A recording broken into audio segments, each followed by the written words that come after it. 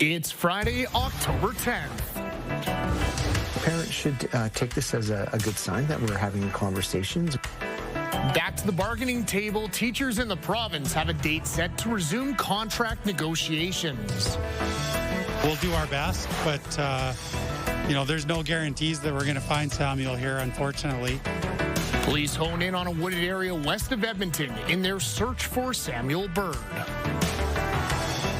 $310 million was reported lost to investment fraud alone in 2024. Supreme Software, a Canadian company, wins an international award. Your morning starts right now.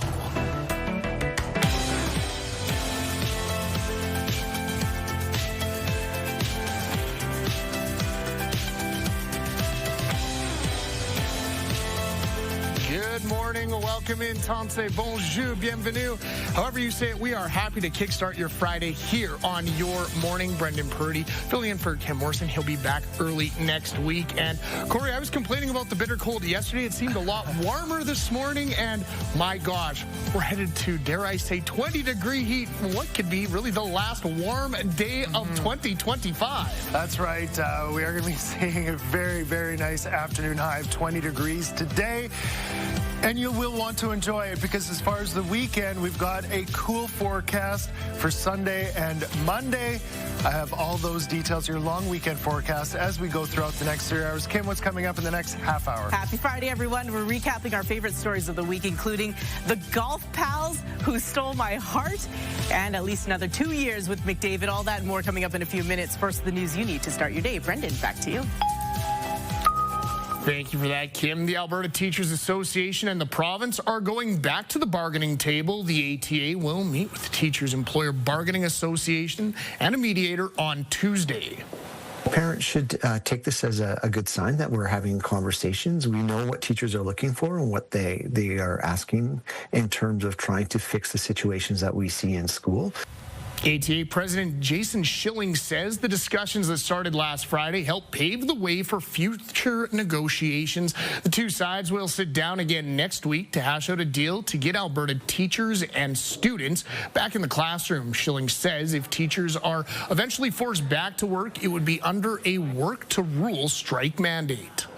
What it would mean if we were doing something like that is teachers wouldn't do the work above and beyond what is their normal work to do. So, of course, instruction, marking, supervision, that stuff would be done. But extracurricular activities, clubs, that work would not happen. The province says it's hoping the ATA's proposal is reasonable and adequately represents the terms that teachers want to see reflected in their ultimate deal.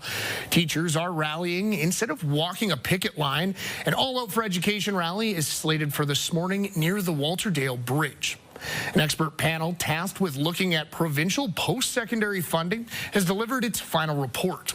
The report makes 11 recommendations to modernize and strengthen the post-secondary system. On the money side, it includes a potential new funding framework, changes to tuition, and student aid. Other recommendations are based around international students, institutional autonomy, and making it easier for schools to create new programs to answer demand. The province says it'll review the report and engage with Alberta's colleges and universities for feedbacks and their next steps. Police are narrowing down the area where they think the body of a missing teenager from Edmonton may be. A number of pieces of information that have come together in the last week that have caused us to focus on this particular spot. Police believe Samuel Bird's body is hidden near the Carrot Creek area, about 160 kilometers west of the city. Detectives say this investigation is coming together like a puzzle, and new tips and information are helping them get a clearer picture. You've got all these pieces on the table, and as you work through it, you don't always know what you're looking for and where. Bird was last seen June 1st in West Edmonton. Police now believe he's dead, his disappearance is criminal, and his remains are hidden. They're asking people living in the area to keep their eyes open for anything unusual. Police do have suspects, but no arrests have been made. A 42-year-old man is dead after a shooting in downtown Edmonton last night. Police officers were called to 109th Street and 107th Ave just before 9 o'clock. When they arrived, they found a man outside a home. He died on scene. The homicide unit is now leading the investigation. No charges have been laid. A Canadian company has won an international award for its online fraud protection software. The Scam Shield Investor Protection Competition was launched last year by the Edmonton Police Service and the Alberta Securities Commission. Vancouver-based Stingray Security beat out more than 30 other submissions. Its web browser extension identifies unsafe links and blocks threats like online crypto investment scams, phishing websites, and fake investment platforms. Edmonton Police say investment scams are one of the most prevalent forms of fraud. According to the Canadian Anti-Fraud Centre, $310 million was reported lost to investment fraud alone in 2024. This accounts for nearly half of all fraud reported to the Canadian Anti-Fraud Centre that year. The Stingray web extension can be found and downloaded online. All righty, time now to check in with Corey and see how things are going to shape up today. And I kind of spoiled the party, Corey. It's going to be a beautiful, beautiful Friday. What a way to kick off the long weekend to wrap up this week. I wish it was going to be lasting throughout the long weekend. Yes. That would be really nice. But yeah, we're going to have to really enjoy today because a big change coming our way for tomorrow as well as Sunday. Let's take a look at our almanac for today. Our high for today, 20 degrees. Average seasonal high, 11. For Saturday, Sunday, Monday, we'll be below that. So do enjoy today. It is going to be quite nice, but we do have a change coming our way. We are at 3 degrees right now, fairly clear sky, wind light. At the airport, temperature 1 degree, wind light as well. Now the wind will pick up, a bit of a breeze expected as we go throughout the day today, but that's bringing in the warm air. 20 for a high, lots of sun to start, a little bit of cloud as we build into the afternoon. As we go throughout the evening, wind light, and then the wind picks up tomorrow, windy as we go throughout Saturday.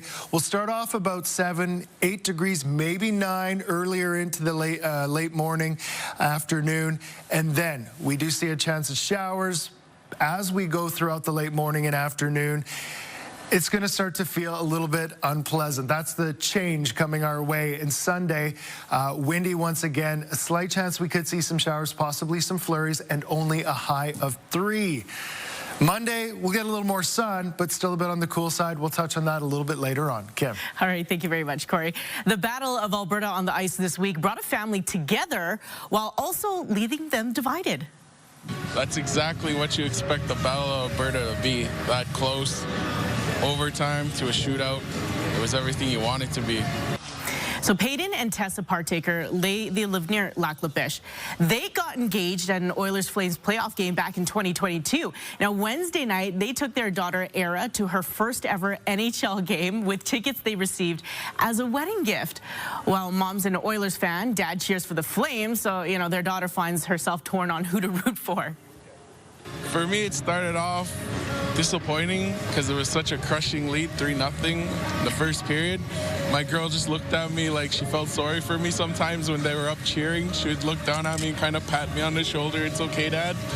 And we made a promise. Yeah, she didn't really want to stand with me every time they scored at the beginning. She was feeling, you know, bad for her dad. Sweet girl. Of course, Peyton had the last laugh with the Calgary Flames coming out on top. Edmonton's food bank hopes a rivalry in the hockey rink will lead to pasta for people. The Edmonton Oil Kings are supporting the food bank this weekend, this Thanksgiving weekend, with a food drive at the game. The Oil Kings take on the Lethbridge Hurricanes on Monday. Now they're asking fans to bring pasta, mac and cheese, or any non-perishable food that can be used as a noisemaker. After the game, the food can be donated to the Edmonton Food Bank. The food bank's executive director says its service is in high demand. The struggle we're having is that, of course, the numbers of people we're serving is so high that food basically comes in, gets sorted, and it's back out into the community in a very, very short period of time.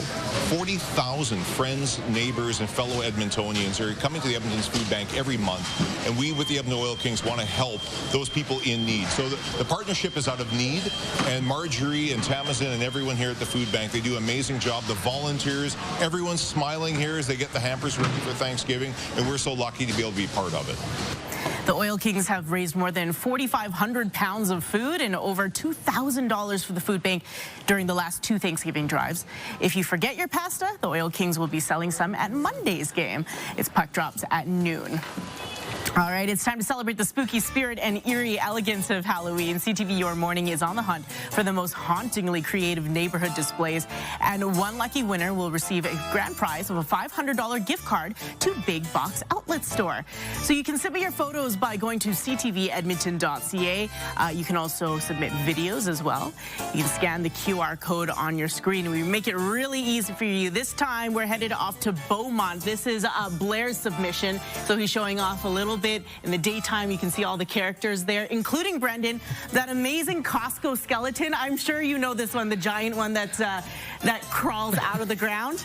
This is great, yeah. Yes, I have been freaked out by those in the past. A little jumpy when I'm going for my groceries. But Kim, I think what I really want to know and what everybody at home wants to know is, we know what your ranking goes for the inflatable ones. They're down low. Yes, the wooden homemade cutouts, they're up top. But where do the plastic store-bought ones go? I would say second, if not tied with number 1. Okay. Because, yeah, the only thing with those are you can't bust them down, and like the storage, you have to almost get like a different storage facility to house all of those things. But I love them. I say go for it. And the more people who send in all those photos, encourage the other ones to send more in terms of like the skeleton from the Costco. So, yeah. I like them. I like them a lot up there. Not only do I want to see these displays continuing throughout the season, Kim, but I also want to see some of the storage solutions that some of these people have. I'm also very curious. Yeah. Certainly. All right, folks. Time now for a look at traffic. Total closure for drainage repairs on 199th Street from 69 Ave to 62 Ave. Total closure for an emergency gas line replacement, that ongoing until the 13th. That's on 156th Street from 114 Ave to 112 Ave, and there's an eastbound lane closure for power replacement, that one running all the way until the 27th. That's on 104 Ave from 102nd Street to 101 Street. Still ahead, new details on the ceasefire deal between Israel and Hamas. And the federal government releases a new plan to deal with tariffs and to save jobs. Plus, why you might soon start receiving mail through Canada Post again. Here's a look at your Edmonton gas prices. I have to say, I am a little bit amazed. The gas prices did not go up before the long weekend. Still at $1.21.4, the average gas cost. Highest gas price, $1.32.9. Lowest gas price is the Costco on 149th Street.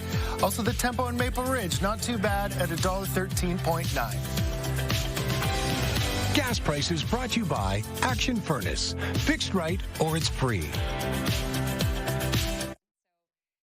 Programming brought to you by James H. Brown Injury Lawyers, the heavy hitters of injury law.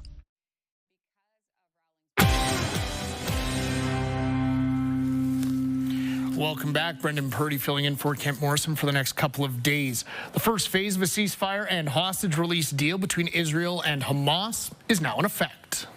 We fought during these 2 years to achieve our war aims, and the central one of these war aims is to return the hostages. Explosions were seen in Gaza this morning even after the agreement was approved. The ceasefire agreement came into effect as of 12 p.m. local time, which is 3 a.m. Mountain. Under the terms of the deal, Israel has 24 hours to pull back its troops. Once that's done, Hamas has 72 hours to release all hostages. In exchange, Israel must release hundreds of Palestinian prisoners. Aid will also flow freely into Gaza. The Canadian government has outlined a new industrial strategy addressing tariffs with the goal of saving jobs and creating new ones. We will use the power of procurement to create jobs, because ultimately what I've learned is companies rather have contracts than subsidies from the government. The strategy is aimed at attracting both investment and talent to Canada. Industry Minister Melanie Joly framed it as a way to solidify Canadian sovereignty at a time of global instability and shifting dynamics around trade, defense, and security. She says Ottawa will leverage the new Buy Canadian policy to source domestic goods like lumber and steel for future home building and defense contracts. A nationwide walkout by Canada Post workers will soon be replaced by rotating strikes.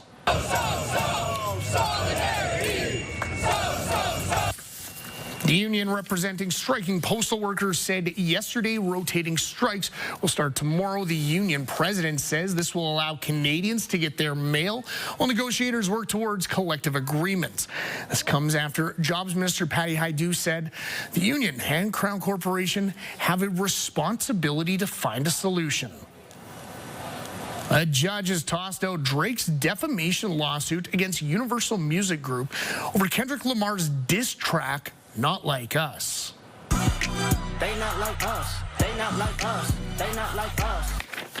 Drake sued the label, arguing it published and promoted Kendrick Lamar's diss track, even though it included false allegations about him and suggested listeners should resort to vigilante justice. Drake also blamed the song for the attempted break-ins and shooting of a security guard at his home in Toronto. However, a judge rejected the lawsuit, saying the lyrics were just an opinion. A spokesperson for Drake said that he will appeal the ruling.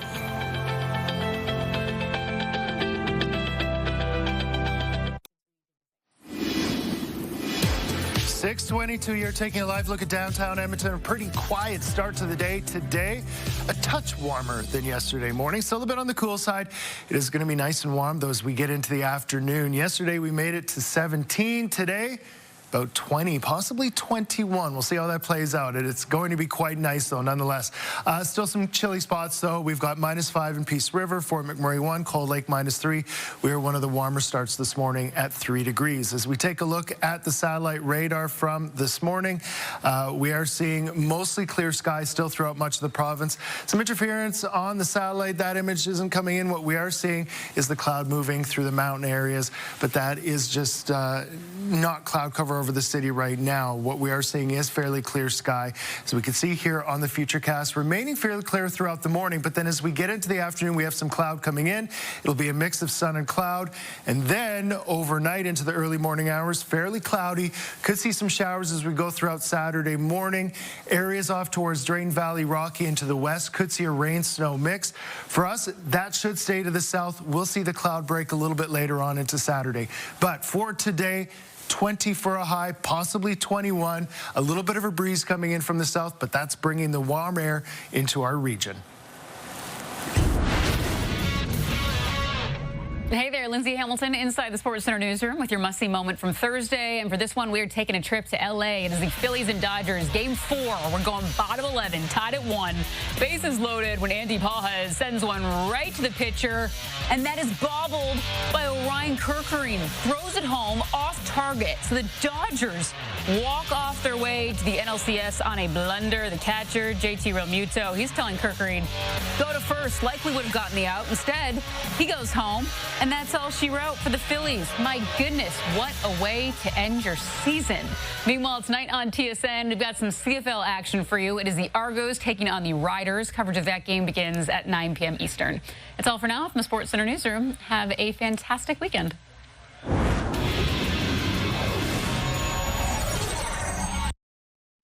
TSN Must-See Moment, brought to you by Century Casino. 3 great locations, Edmonton, St. Albert, and Century Mile.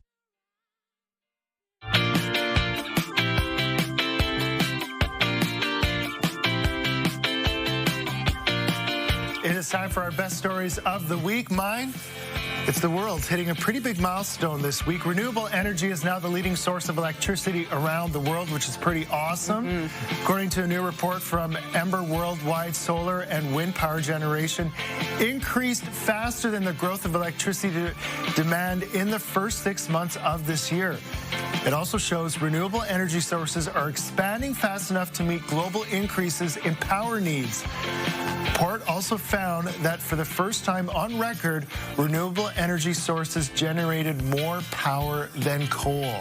Absolutely incredible. Yeah, I think that is a fantastic way forward in the world. And yeah, I'm seeing more houses in my neighborhood and throughout other neighborhoods too with solar panels, and I think people just are really outside the CTV studios. Yeah, we've got a huge huge panels. Yeah, very cool. Yeah. Now, speaking of energy, maybe supercharged energy, Edmonton Oilers fans are feeling renewed and rejuvenated after the news earlier this week that Connor McDavid will be staying in the city at an absolute bargain.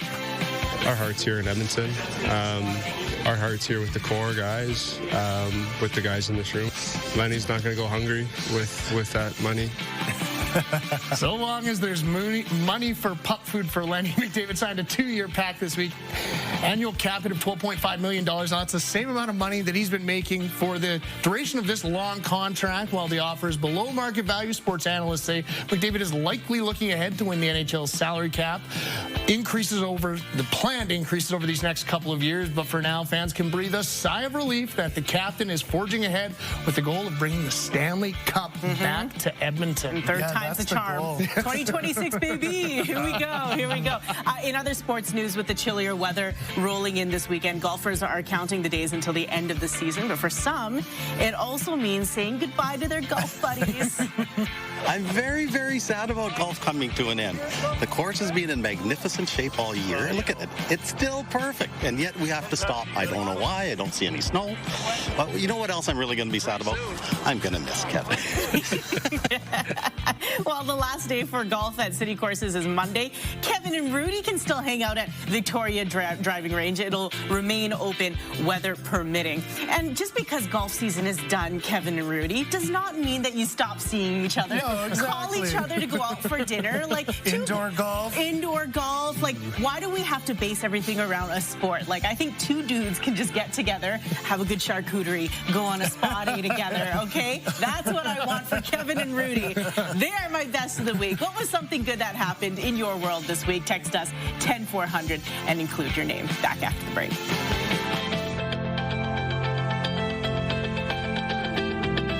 Programming brought to you by the music of Star Wars with your Edmonton Symphony Orchestra. Learn more at winspearcenter.com.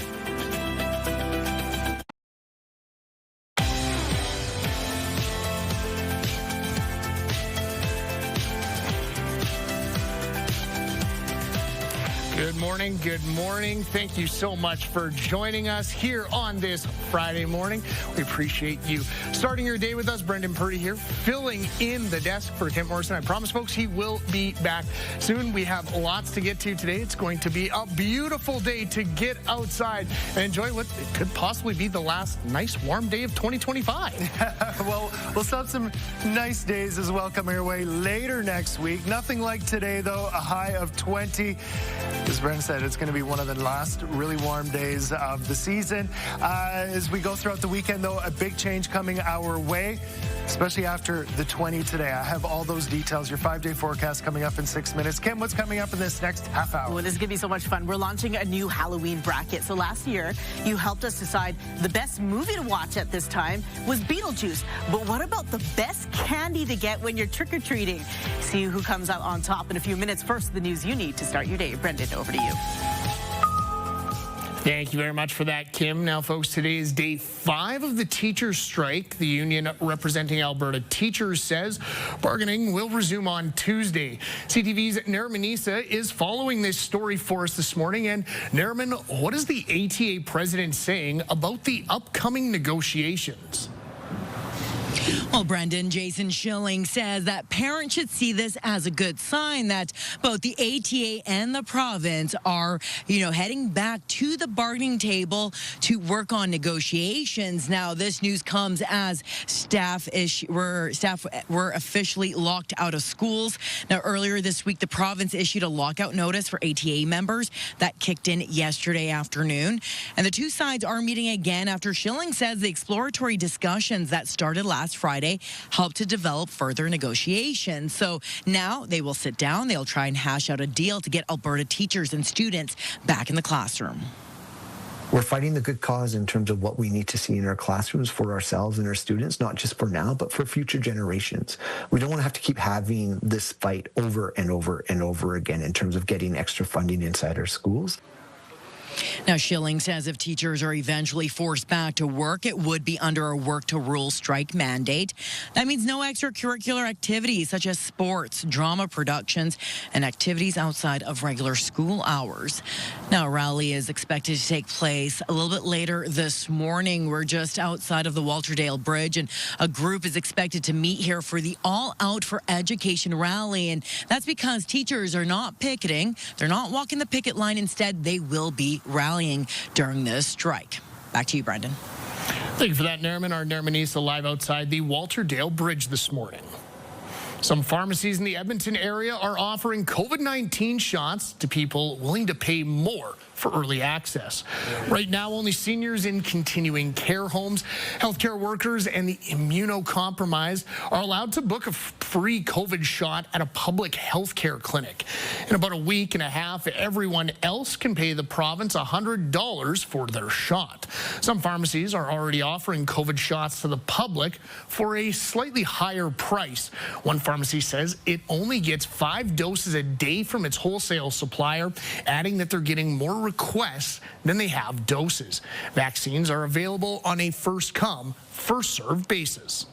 Those 5 shots go very, very quickly in the day, so it's until we can get more, a regular supply or a larger supply, it's going to be like that for the next, I imagine, couple of weeks for sure. Michael Reese says a COVID shot at his pharmacy will cost you $150. A string of stolen statues in Edmonton has one community worried about its public artwork. Several deer statues in the Glastonbury area have been taken from community parks. Surveillance footage captured the thefts while they were in progress. Edmonton police are aware of at least one of those thefts. They're continuing to investigate and encourage anyone with any information to contact them. All right, folks, time now to check in with Corey. And Corey, I've got to ask, the kickoff to the Thanksgiving long weekend, what are you doing to get outside and enjoy these beautiful, beautiful fall temperatures that we're going to experience on this Friday? I don't know. Maybe if there's a patio open, I'm going to be hanging out with a friend later, so maybe do something like that. We'll see. I know there's a lot of people that are going to be doing some golfing today. If you can find a tee time, you may want to do that because tomorrow and Sunday, not so good for it. As we take a look at our almanac for today, our high for today is 20. Average seasonal high 11. Saturday, Sunday, and Monday below that. Especially as we get into Sunday and Monday, we'll see our temperature dip far below. 3 right now in Stony Plain and at the Blatchford Station, 4 at Elk Island, and 0 at the airport. So temperatures slightly warmer this morning, but still a bit on the cool side. Wind is light, but that will change. The wind will pick up. A little bit of a breeze expected today, but that will bring in the warm air. Temperatures in the city ranging from 0 in Rio Terrace to 6 in Beverly. For today, 20, possibly 21. Lots of sun to start. Just a little bit of cloud in the afternoon, but mainly sunny, and again, a bit of a breeze. Your 5-day forecast for tomorrow, fairly cloudy. As we go throughout the late morning and afternoon, we could see some rain. It's going to be windy, high of 8 degrees, and then Sunday, fairly cloudy, a little bit of sun breaking through. Windy once again with a slight chance of showers and flurries, a high of 3. -6 to start for Monday, 4 for a high, and then we see a little bit of a warm-up after that. Your morning just got a whole lot richer. We're giving away a staggering $20,000. Imagine what you could do with an extra 20 grand. A dream vacation, home renovations, paying off bills. The possibilities, endless. Today's code word is savings. Head to the contest page on ctvedmonton.ca or scan the QR code on your screen. Enter savings with your info for your chance to win CTV Your Morning Edmonton's $20,000 giveaway. Tune in Tuesday for another code word. Good luck. Brendan. All right, thank you for that, Corey. Let's have a quick peek to see how that traffic is flowing on your way to work this morning, folks. 50th Street is down to 1 lane for construction. That construction lasting until the 17th from 92 Ave to 93 Ave. 131A Avenue, total closure for waterline installation, just as it has been. That closure on the map until October 24th. That's between 132 and 133. Finally, a total closure for sidewalk upgrade. That until the 28th at 138th Street between 102 Ave and Stony Plain Road. Kim? All right, thank you very much, Brendan. Well, coming up, Halloween is just weeks away, and this year we're finding out which candy reigns supreme. Our Halloween candy bracket starts today. Also next, part 3 of our municipal election issue series with what each mayoral candidate has to say about infill housing. And later on, why bat experts are flocking to Edmonton this week. The news you need is on the way. Stick with us.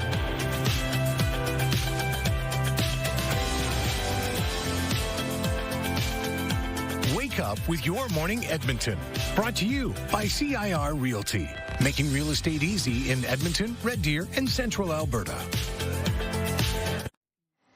It is time to kick off something new for this Halloween season. So last year, we did a Halloween movie bracket, and this year it is Trick or Treat candy. So we want you to help us determine the best Halloween candy by voting each day. That's right. And to kick off the bracket today, the 2 options are Reese's Cups and Caramel. Okay. Yeah, no, they both have their lovers and their haters, but which one is better? What are your predictions, Kim and Brendan? What do you guys think is going to happen? Brendan, go first. This isn't even close. It's Reese's by a landslide. Okay. Really? By a landslide. Over Caramel by a landslide. Okay, so I agree with you for my prediction as well. Totally, I think the text line is going to say Reese, but I like Caramel way better than Reese. I would go Caramel as well. Oh, peanut butter. I'm shocked. No. Really? Yeah. Oh, peanut butter. The mystery around it. How does that caramel get in there? You just want to know how they get the caramel into the chocolate bar. Okay. Okay, so, I mean, folks, it's time for you to vote. Text Reese's for Reese's. Text Caramel for Caramel to 10400. Reese's. Okay, again, Corey and I are going to say caramel, yep, but we will see what the text line says. Will be interesting to hear what the people say. The next head-to-head battle of the candy is on Tuesday after the long weekend.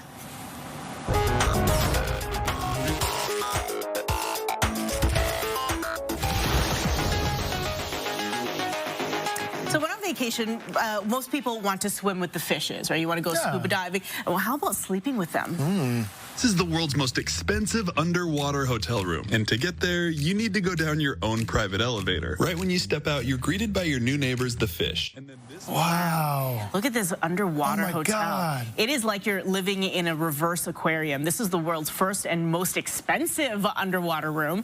From the bedroom with the snorkelers above to the bathroom, your glass getaway is fit for King Triton himself. And you'll have to be rich as royalty because the Maruka room in the Maldives, get this, will set you back $16,000 a night to sleep with the fishes.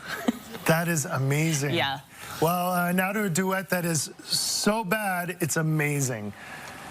Just a small town girl living in a lonely world.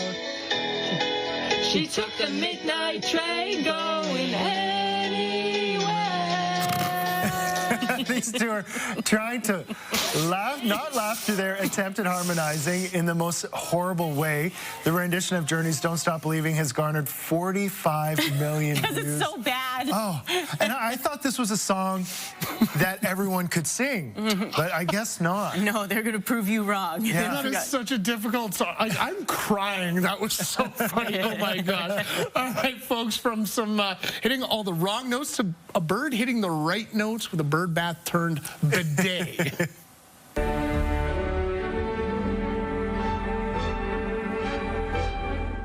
Oh, yeah, get in there. Blue Jay really enjoying himself. He flew into the bird bath hoping for a splash, but as you can see, he got more than he bargained for. His beak's open, he's just hanging, he's loving it.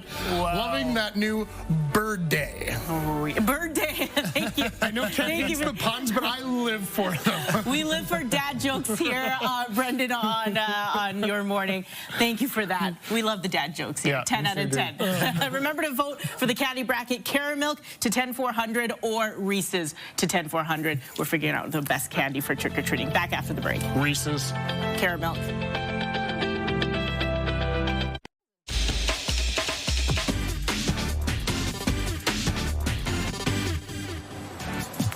Welcome back, folks. Time for another edition of Corey versus Corey, the segment where we pit Edmonton Morning TV's only meteorologist against himself. We take Corey's forecast from Monday and see if he was within a degree or two. So here is what he predicted.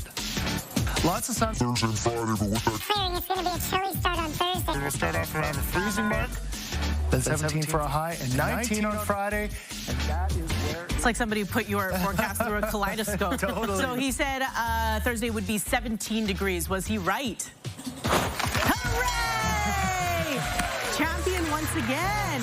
Very nice. Okay, Corey, at this time of year, it's the shoulder season. How hard is it for you to predict the weather? It gets a little more tricky for sure. You start to get a little more interactions with different systems in the atmosphere.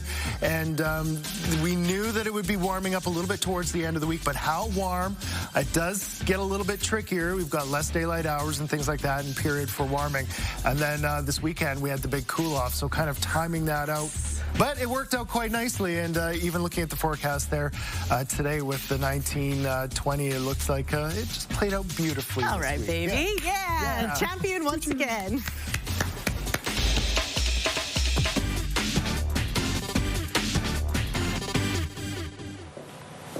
Well, folks, infill housing is a hot topic in this year's municipal election. CTV's Jeremy Thompson takes a look at how each of the mayoral candidates plans to tackle the issue. It's one thing to talk about density in a growing city.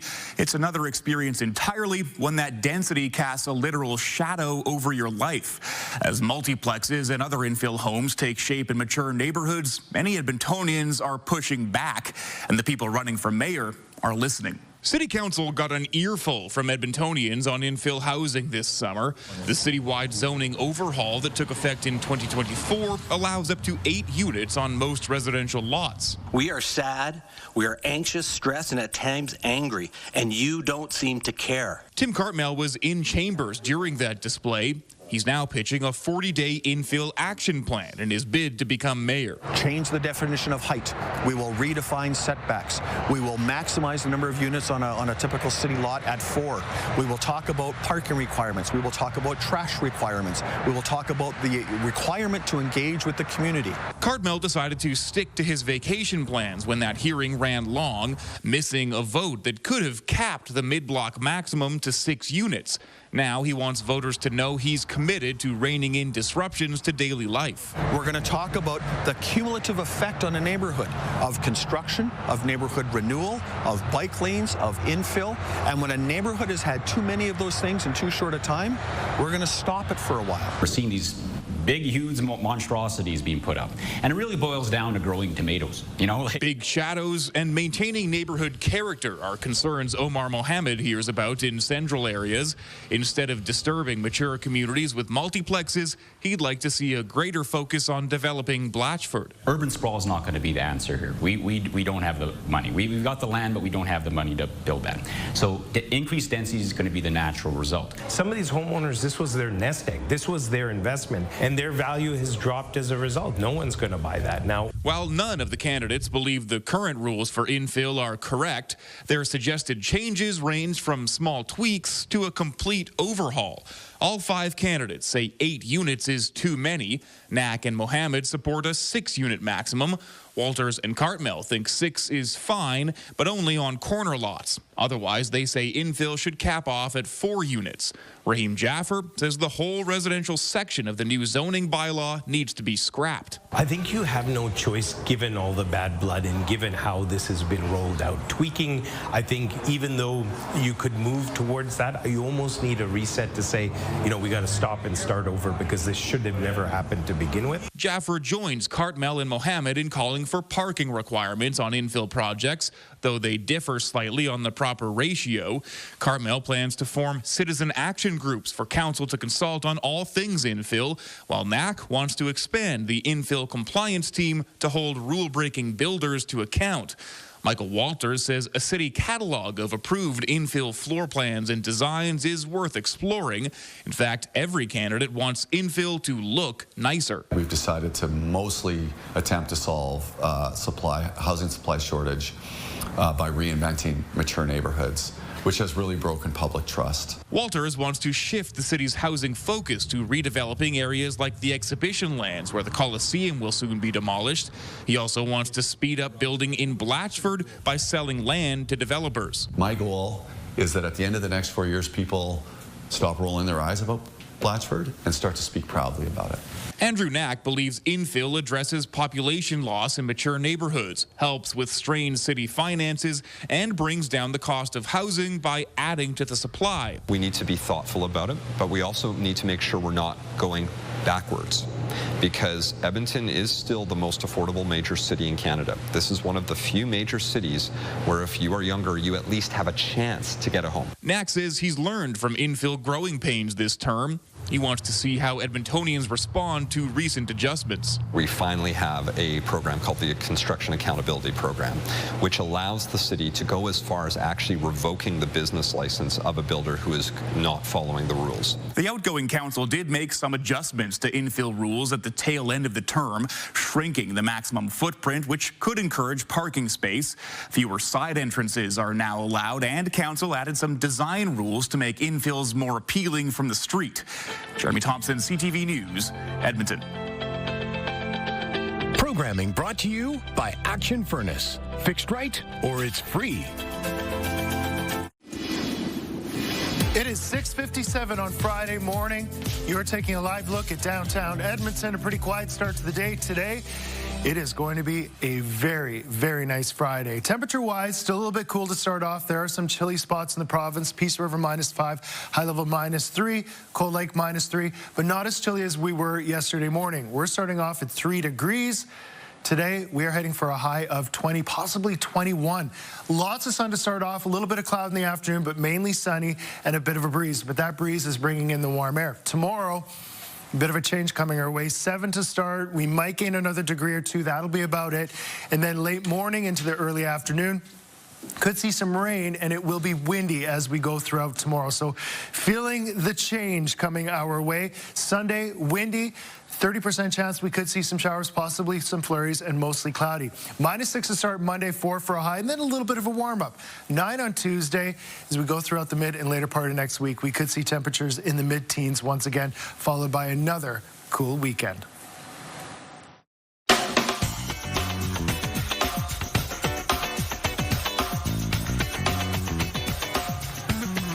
It is October 10th and time for milestones. Look at this pair. Wishing Abigail and Jeremy a happy 8th birthday. Love from Mom, Dad, Jonathan, Joshua, Jack, and Anilla.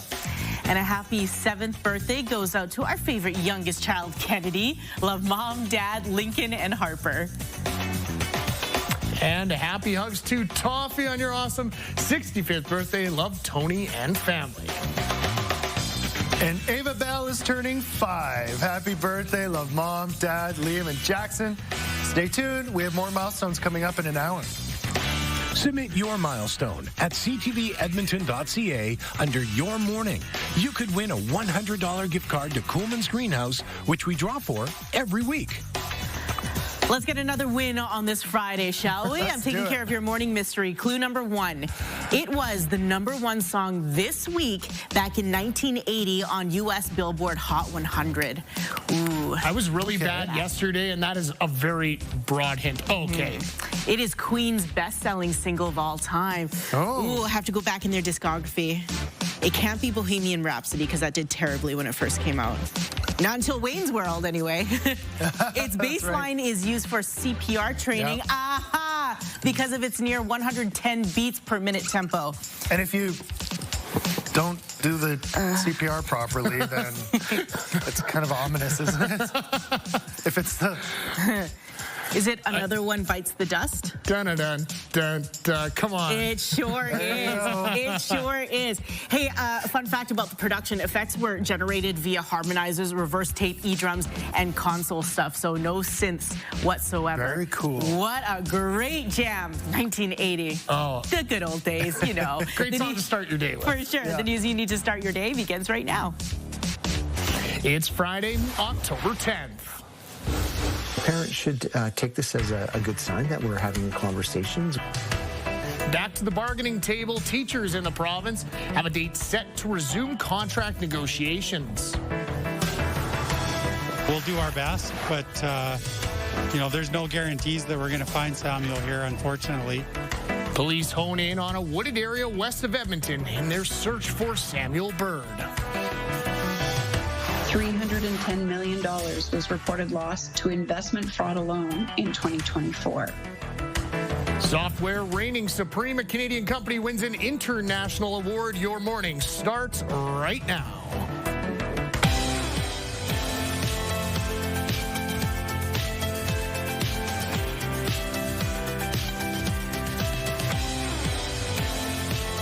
Good Friday morning, everybody. So happy to have you starting your day with us here on CTV Edmonton. Brendan Purdy filling in for Kent Morrison. Promise he will be back with you early next week. Just getting an early jump on the long weekend. Now, negotiations between the province and union representing Alberta's teachers will resume after the Thanksgiving break. The Alberta Teachers Association has initiated a formal bargaining meeting with the Teachers Employer Bargaining Association. CTV's Nariman Issa is following the story for us this morning. Nariman, what can you tell us about this upcoming meeting? Well, Brendan, the ATA president says that parents should see this as a good sign that they and the province are having these conversations. Now, he also referred to the meeting as kind of getting back on track as past formal mediations were rejected. Now, we've had informal exploratory talks this week where we're trying to get a sense of the issues, kind of, when things are contentious, you need to sort of clean the slate a little bit, start over again. The two sides will sit down again next week to hash out a deal to get Alberta teachers and students back into the classroom. Earlier this week, the province issued a lockout notice for ATA members that kicked in Thursday afternoon. Jason Schilling says if teachers are eventually forced back to work, it would be under a work-to-rule strike mandate. What it would mean if we were doing something like that is teachers wouldn't do the work above and beyond what is their normal work to do. So, of course, instruction, marking, supervision, that stuff would be done. But extracurricular activities, clubs, that work would not happen. The Alberta government says it's hoping the ATA's proposal is reasonable, fair, and adequately represents the terms teachers want to see reflected in their deal. Now, teachers are not walking a picket line. Instead, they will be attending rallies, and we are expecting to see another rally this morning near the Walterdale Bridge for the All Out for Education rally, and we'll have more on that a little bit later in the broadcast. Brendan? Thanks for that, Nariman. Our Nariman Issa live on location for us this morning near the Walterdale Bridge. Police are narrowing down the area where they think the body of a missing teenager from Edmonton might be. A number of pieces of information that have come together in the last week that have caused us to focus on this particular spot. Police believe Samuel Bird's body is hidden near the Carrot Creek area. That's located about 160 clicks west of the city.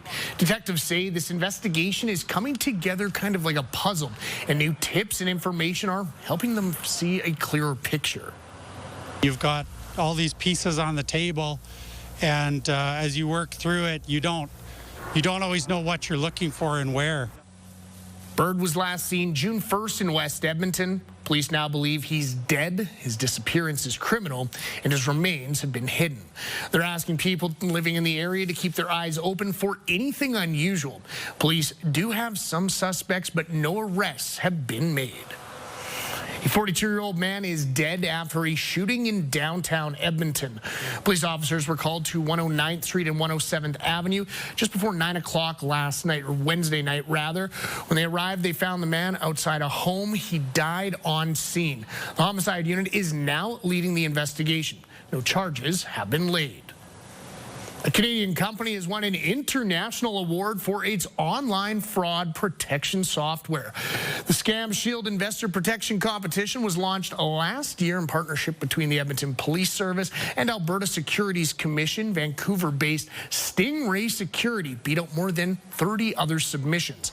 Its web browser extension identifies unsafe links and blocks threats like online crypto investment scams, phishing websites, and fake investment platforms. Police say investment scams are one of the most prevalent forms of fraud. According to the Canadian Anti-Fraud Centre, $310 million was reported lost to investment fraud alone in 2024. This accounts for nearly half of all fraud reported to the Canadian Anti-Fraud Centre that year. The Stingray web extension can be found and downloaded online. An expert panel tasked with looking at provincial post-secondary funding has delivered its final report. The report makes 11 recommendations to modernize and strengthen the post-secondary system. On the money side, it includes a potential new funding framework, changes to tuition, and student aid. Other recommendations are based around international students, institutional autonomy, and making it easier for schools to create new programs to answer demand. The province says it'll review the report and engage with Alberta's colleges and universities for feedback and how to take their next steps. Parks Canada is done gathering geotechnical data at the site of a deadly rockfall in Banff National Park. In mid-June, 2 hikers were killed and 3 others injured when rocks gave way at the popular Bow Glacier Falls hiking spot. Parks Canada says it'll look at the data gathered over the winter. In the meantime, the trail will remain closed with no anticipated reopening date. Officials say it won't be until at least next year. Parks Canada says it's received no reports of visitors in the closed backcountry area. Anyone who tries to go there could be arrested and fined. All right, time now to check in with Corey, see how the day's shaping up. And Corey, I feel bad for how much I complained about the chilly start to yesterday, because you could bet $5 and you would win it that I was golfing yesterday afternoon. I might even go play 36 when we get off the air. Oh, wow. And yeah, if you were complaining about yesterday morning, you're going to be really complaining about Sunday and Monday. Big change coming our way for the long weekend. Let's take a look at our almanac for today. Today's high is 20. Today's low, 2 degrees. Average seasonal high is 11. Average seasonal low is 2. Come tomorrow, Sunday and Monday will be well below average seasonal high, especially Sunday and Monday. As we take a look at your current temperature right now, we are at 3. It's clear. At the airport, temperature there, 1 degree, clear as well. Wind is light, but it will pick up. A bit of a breeze as we go throughout the day today, and that will bring in the warm air. 20, possibly 21 for a high. Lots of sun to start, mainly sunny as we go throughout the afternoon. Tomorrow, mostly cloudy. As we go throughout the morning and into the early afternoon, we could see some rain. It will be windy. We'll start off at 7. We might gain a degree or 2. That'll be about it for tomorrow. And then late afternoon, we see a few breaks in the cloud. Sunday, mostly cloudy. 0 to start, 3 for a high. Windy still, and a slight chance we could see some showers and flurries as we go throughout the day on Sunday. I'll take a look at your 5 and 10-day forecast coming up a little bit later on. Your morning just got a whole lot richer. We are giving away a $20,000 prize. Imagine what you could do with an extra 20 grand. Dream vacation, home renos. The possibilities are endless. Today's code word is savings. Head to the contest page on ctvedmonton.ca or scan the QR code on your screen. Enter savings with your info for your chance to win CTV Your Morning Edmonton's $20,000 giveaway. Tune in Tuesday for another code word. Good luck, Kim. All right, thank you very much, Corey. The Battle of Alberta on the ice this week brought a family together while also leaving them divided. That's exactly what you expect the Battle of Alberta to be. That close, overtime to a shootout. It was everything you want it to be. Peyton and Tessa Partaker, they live near Lac La Biche. So they got engaged in Oilers-Flames playoff game back in 2022, if you remember that. So Wednesday night, they took their daughter, Era, to her first ever NHL game with tickets they received as a wedding gift. While mom's an Oilers fan, dad cheers for the Flames. So their daughter, she kind of finds herself torn on who to root for. For me, it started off disappointing because there was such a crushing lead, 3-0 the first period. My girl just looked at me like she felt sorry for me sometimes when they were up cheering. She would look down at me and kind of pat me on the shoulder. It's okay, Dad. And we made a promise. Yeah, she didn't really want to stand with me every time they scored at the beginning. Because she was feeling, you know, bad for her dad. What a sweet girl. Of course, Peyton had the last laugh with the Calgary Flames coming out on top. Edmonton's food bank hopes a rivalry in the hockey rink will lead to pasta for people. The Edmonton Oil Kings are supporting the food bank this Thanksgiving weekend with a food drive at the game. The Oil Kings take on the Lethbridge Hurricanes on Monday, so they're asking fans to bring pasta, mac and cheese, or any non-perishable food that can be used as a noisemaker. After the game, the food can be donated to Edmonton's food bank. The food bank's executive director says its service is in high demand. The struggle we're having is that, of course, the numbers of people we're serving is so high that food basically comes in, gets sorted, and it's back out into the community in a very, very short period of time.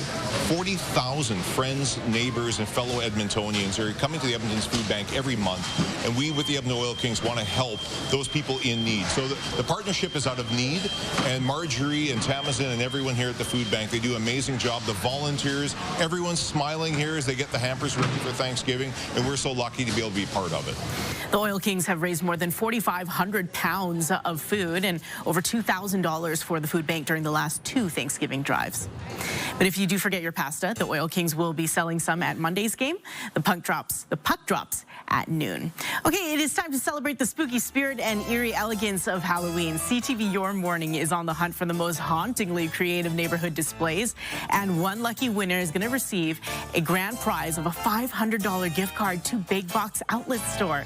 Submit your photos by going to ctvedmonton.ca, or you can scan the QR code right on your screen, and we're going to take you to Beaumont. This is Blair's submission, and I love, of course, the giant skeleton popping up from the ground, but the production value that Blair puts on this, I don't know if he does this every night or maybe he just does it on Halloween night, Brendan, but like take a look at the mist, the fog, the blue lights shining underneath that tent. It makes everything so much spookier. That dry ice is kind of bringing up repressed memories for me, some haunted houses that I actually covered as a reporter, and I may have left a dent in some of the drywall on that haunted house. My apologies once again. Like a Brendan-shaped hole through the drywall. Which is to say, it was a big hole. Yeah. Which is why I'm not allowed at haunted houses. So, folks, we'd love to see the pictures. I just don't think you want me walking through there. Yeah, fair enough, fair enough. Yeah, go to ctvedmonton.ca, go to the contest page there. Thanks, Kim. Time now for a look at traffic. Heavy volume northbound on 91st Street from the Henday Southeast to 23rd Avenue. Volume is building east and westbound on the Yellowhead from 121 Street to 127th Street. Volume also building north and southbound 50th Street approaching White Mud on ramps. Stats Canada is out with its latest labor force survey this morning. CTV National's Jeremy Sharon joins us now. And Jeremy, last month, Alberta, BC, and Ontario recorded the largest employment declines. How does this new data stack up? Yeah, well, the new data is unexpected in a sense. Most economists had predicted in September the economy would see modest gains after, back-to-back months of significant declines. In the 2 months prior, the economy lost over 100,000 jobs. But last month's numbers, September's numbers, are coming in ahead of expectations. The economy added 60,000 jobs last month, and the unemployment rate is holding steady at 7.1%. Most of those jobs coming from full-time jobs. So in September, more than 100,000 full-time jobs were added. That outweighs losses in part-time work. But overall, this is a picture of an economy that is showing, some resilience and outperforming what most economists had expected. When you look specifically at the trade-sensitive manufacturing industry, the manufacturing industry saw for the first time since January gains. Last month, the manufacturing industry they actually led job growth among other sectors, adding 28,000 jobs in the month of September. So overall, these are, small signs. Again, these are just 1 month, but small signs of an economy that is showing some resilience. The only factor that needs to be cautioned here, and most economists have pointed to, is the fact that population growth is slowing. And so that, of course, plays a role here. When we're adding less people to our population, it is easier for jobs numbers to look a little bit better. So we'll look to the months ahead to see if this is a trend that continues, or if this month, or the month of September, is kind of an anomaly. But for now, these are numbers that are showing an economy that is kind of rebounding a little bit. Many will be watching closely to see what happens the next few months to see if this is a trend, or the start, at least, of a new trend. Certainly. Thank you so much for your time this morning, Jeremy. That's CTV National's Jeremy Sharon live for us this morning. Still ahead, Russian strikes leave hundreds of thousands of homes in Ukraine without power. And Trump heads to the Middle East following a ceasefire agreement between Israel and Hamas. Here's a look at your Edmonton gas prices, holding steady before the long weekend, so good news in that regard. Average gas cost is $1.21.4. Highest gas price $1.32.9, and the lowest gas price, you can find that at the Costco, 149th Street, $1.12.9. Gas prices brought to you by Action Furnace. Fixed right or it's free. Wake up with Your Morning Edmonton. Brought to you by CIR Realty. Making real estate easy in Edmonton, Red Deer, and Central Alberta. Good Friday morning, folks. So welcome back. Brendan Purdy filling in for Kent Morrison today. U.S. President Donald Trump is heading to the Middle East to oversee the beginning stages of the peace deal between Israel and Hamas. I made 7 deals, and now it's solved the wars. The ceasefire agreement came into effect as of 12 p.m. local, which is 3 a.m. Mountain. Under the terms of the deal, Israel has 24 hours to pull back its troops. Once that's done, Hamas has 72 hours to release all hostages. In exchange, Israel must release hundreds of Palestinian prisoners. Aid will also flow freely into Gaza now. The U.S. will send 200 troops to the region to help monitor the progress of the plan. As for what role Canada might play, Prime Minister Mark Carney says our country will support aid efforts. Global Affairs says it's still too early to tell if Canada will be part of any mission to secure a ceasefire deal. Large parts of Kyiv were plunged into darkness today after Russian drones and missiles struck Ukrainian energy facilities. Russia is targeting the country's energy system in its latest mass attack as winter approaches. Electricity was interrupted in 9 regions, with roughly 600,000 households left without power across the country. Officials in the South Philippines say a strong 7.4 magnitude earthquake killed at least 2 people.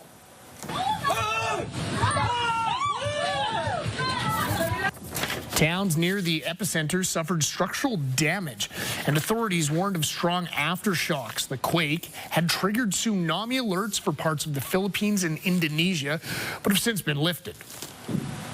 A nationwide walkout by Canada Post workers will soon be replaced by rotating strikes.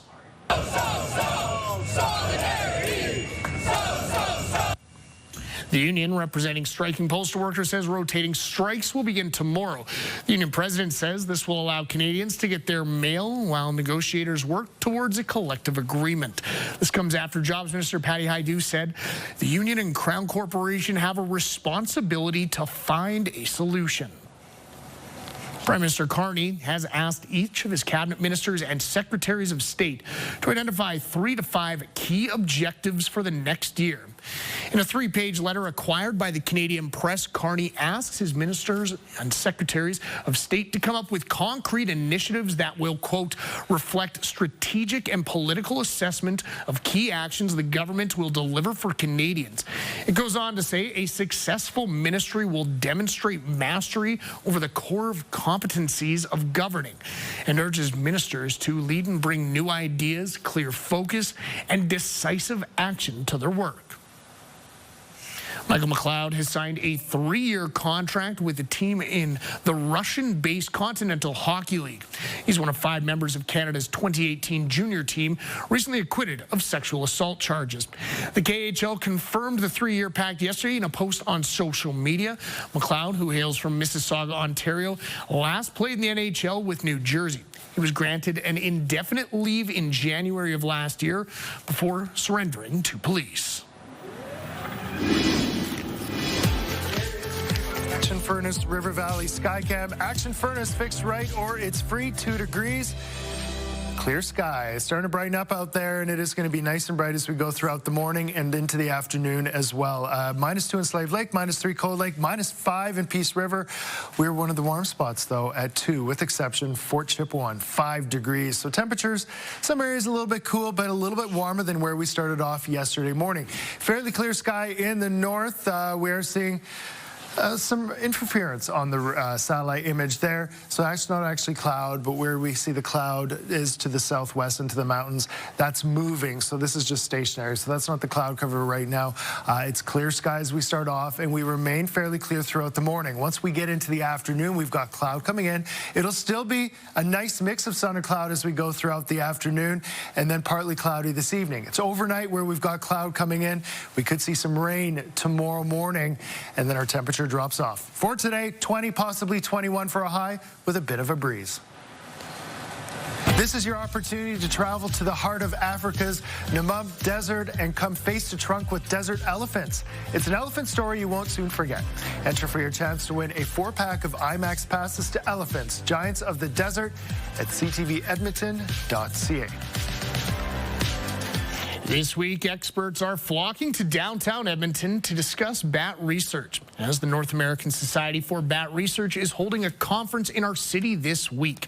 Joining us on the program this morning to delve deeper into her bat research and the convention congregating downtown this weekend is bat expert and Dean of the University of Alberta's College of Natural and Applied Sciences, Martina Kalkunas-Ruppel. Good morning, Martina, and thank you so much for taking the time to speak with us this morning.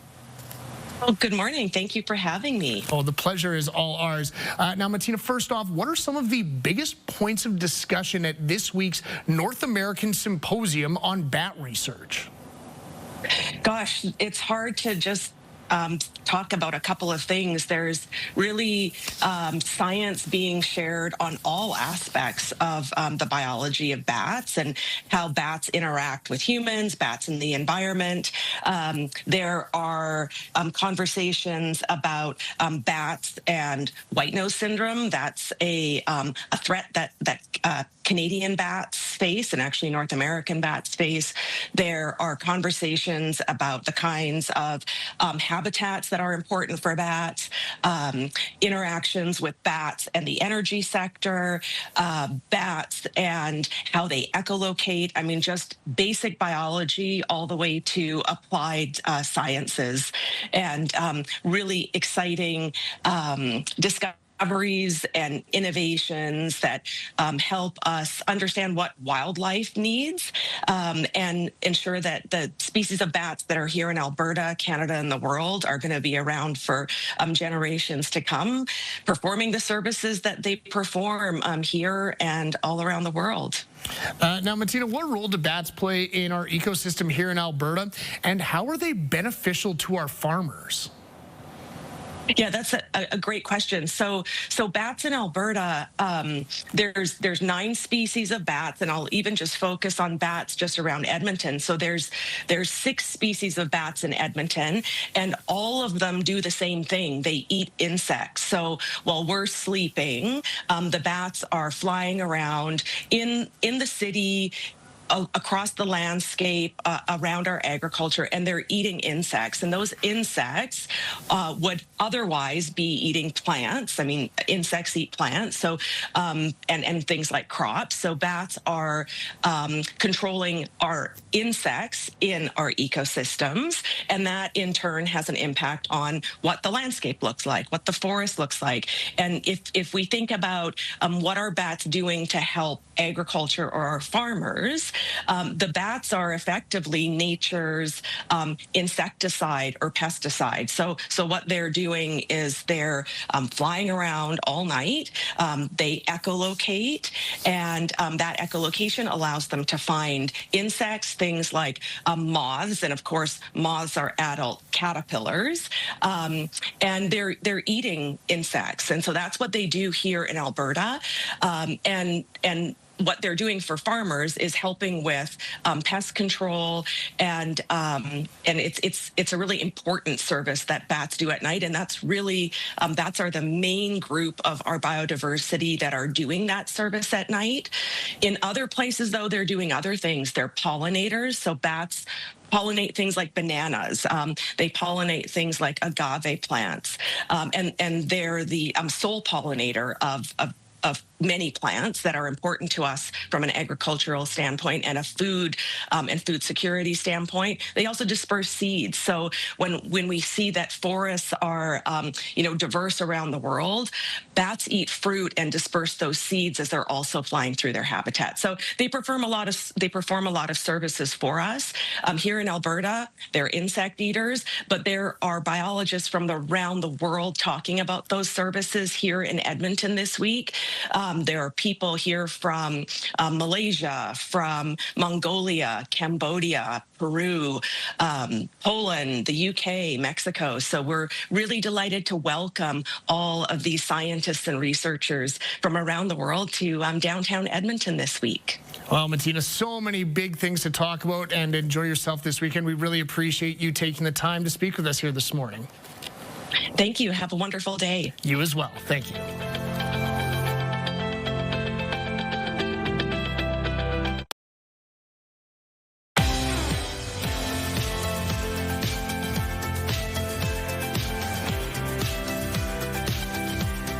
Good morning. Welcome to your Friday morning. We are so happy to have you along as we put a bow on this weekend. Corey, a beautiful way to put a bow on this week. Get outside, go for a bike ride, a walk, a run, a patio, get golfing because it's going to be gorgeous, and then falling off a cliff into the weekend. Yeah, that's right. A good way to put it. Very, very nice today.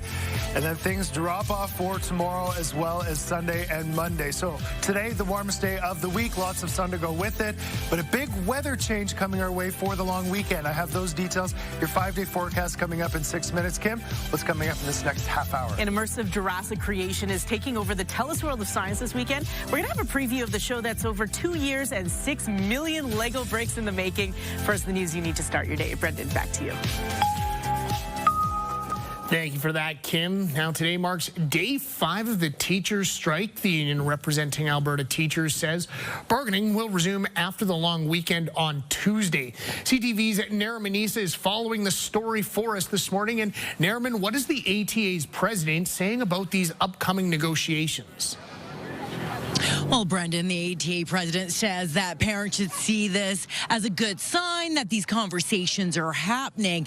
Now, this after, of course, the talks broke down last week. Now, we are here just in the Kinsman parking lot where we have a group of folks behind us who are rallying this morning. This is the All Out for Education rally, and it's set to begin shortly. And we already have a few dozen people here. They are from teachers to admin to advocacy groups. They say that they are here to rally for teachers, to rally for public education in this province. And they want their voices heard this morning for the province to hear them. Now, all of this news comes as staff are officially locked out of schools. Now, earlier this week, the province issued a lockout notice for ATA members that kicked in yesterday afternoon. The two sides are meeting again after Schilling says the exploratory discussions that started last Friday helped to develop further negotiations. Now, the two sides will sit down again to hash out a deal to get Alberta teachers and students back in the classroom. We're fighting the good cause in terms of what we need to see in our classrooms for ourselves and our students, not just for now, but for future generations. We don't want to have to keep having this fight over and over and over again in terms of getting extra funding inside our schools. Now, Schilling says if teachers are eventually forced back to work, it would be under a work-to-rule strike mandate. That means no extracurricular activities such as sports, drama productions, and activities outside of regular school hours. Now, as mentioned, this protest and rally is supposed to be happening between 7:30 to 9 o'clock. They will be walking along outside of the Kinsman area onto the Walterdale Bridge, looking for support for public education in Alberta. Back to you, Brendan. Thank you for that, Naraman. That's our Naraman Issa live for us on location this morning. Some pharmacies in the Edmonton area are offering COVID-19 shots to people willing to pay more for early access. Right now, only seniors in continuing care homes, healthcare workers, and the immunocompromised are allowed to book a free COVID shot at a public healthcare clinic. In about a week and a half, everybody else can pay the province $100 for their shot. Some pharmacies are already offering COVID shots to the public. However, it's for us slightly higher price. One pharmacy says it only gets 5 doses a day from its wholesale supplier, adding that they're getting more requests than they have doses. Vaccines are available on a first-come, first-served basis. Those 5 shots go very, very quickly in the day, so it's until we can get more, a regular supply or a larger supply, it's going to be like that for the next, I imagine, couple of weeks for sure. Michael Reese says a COVID shot at his pharmacy will cost you $150. A string of stolen statues in Edmonton has one community worried about its public artwork. Several deer statues in the Glastonbury area have been taken from community parks. Surveillance footage captured the thefts in progress. The Neighborhood Residents Association says the statues were really what made those parks special for the residents. You always see kids around hugging them, having pictures taken on them. So they're very much part of the community, much part of the social part of the community. Edmonton police are aware of at least one of these thefts, and they're continuing to investigate and encourage anyone with any information on those thefts to contact them. Federal inspectors have determined a natural gas pipeline rupture west of Edmonton last year was caused by a crack in the pipe. In April of 2024, a TC Energy pipeline ruptured northwest of Edson. No one was injured, but it did spark a wildfire. That fire didn't end up threatening any communities. The Transportation Safety Board report says pieces of the pipeline were found as far as 200 meters away from the site. The report says pressure had built up on the crack, which caused the rupture. The crack was detected by an inspection 2 years earlier, but was classified as non-reportable. Grizzly bears are showing up in parts of the prairies that they haven't called home in more than a century. It's causing conflict with landowners and their livestock. As CTV's Terry Fikowski reports, researchers are trying to understand what's driving the return. Clint Marr's family has been ranching cattle outside of Twin Butte for over 80 years. And while sharing the land with wildlife isn't new, the increasing number of grizzly bears is. Although there was always bears here, there's now quite a few more, and they've now taken up residence. He's lost cattle worth tens of thousands of dollars to grizzlies. A problem until the last few years was quite rare. We've had bears come right into our corrals and kill calves there. After a few close calls of his own, he now carries a gun and doesn't let his granddaughter roam the property the way he did growing up. About every rancher in this area has run into a bear on a fence line fencing or when they're calving. Researchers with the Carnivores and Communities program are in the early stages of a project looking to connect with landowners or anyone who suspects or has seen a den in southern Alberta. Historically, grizzlies roamed the prairies freely until early settlers pushed the populations out in the early 1900s. They're now predominantly in the mountains or foothills, but have been moving further east with more sightings, encounters, and reports of dens in the grasslands. Data for the region is more than a decade old, but experts say it likely points to a growing number of grizzlies in Alberta. Over, again, these last couple decades, certainly the population has grown from what it was, and as that happens, bears are moving into new places. And that's meant more encounters, including an August attack on a man near Cardston.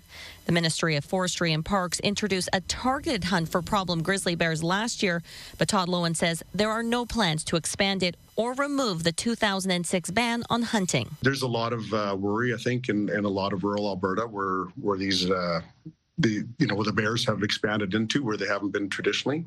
And so I think we have to keep our eye on that and make sure that Albertans are safe and feel safe. Marr understands bears belong on the landscape too, but can't ignore ones that become a threat to his family and livelihood. If you got a bad bear, you've got a bad bear. They need to be dealt with. Terry Fikowski, CTV News in Twin Butte.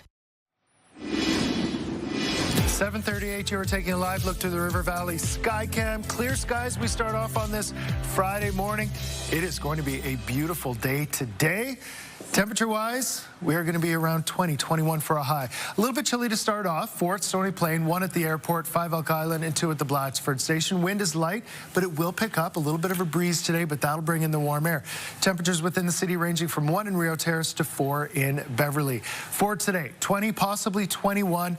Lots of sun to start, mainly sunny into the afternoon. And then tomorrow there's a change.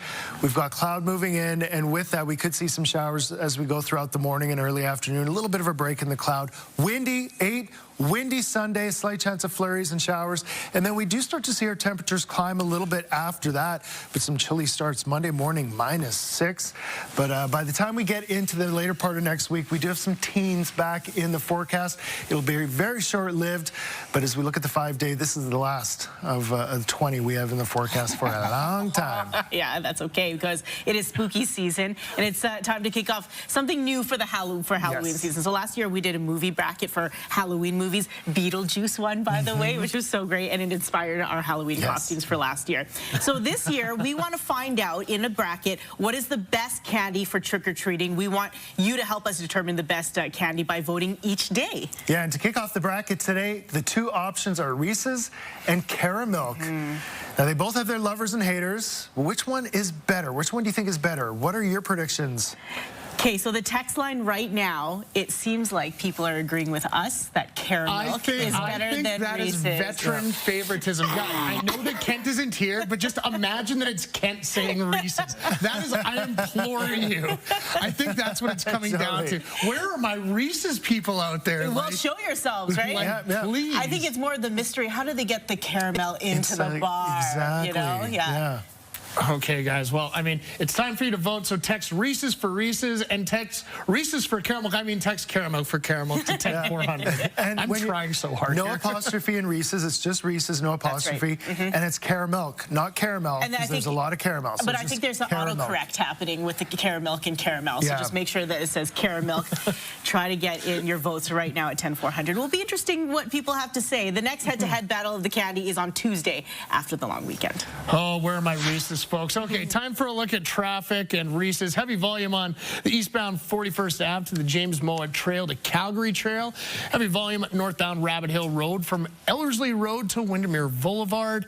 And volume is building the eastbound Highway 16 to Highway 60 to 231 Street, Kim. All right, thank you very much, Brendan. Well, coming up, dino-sized displays built brick by brick. We get a sneak peek at Lego Jurassic World at the TELUS World of Science. Also next, from McDavid committing to 2 more years with the Oilers to the commitment forged between 2 golf buddies. A look at some of our favorite stories this week. And some welcome surprises in Canada's latest employment numbers. The news you need is on the way.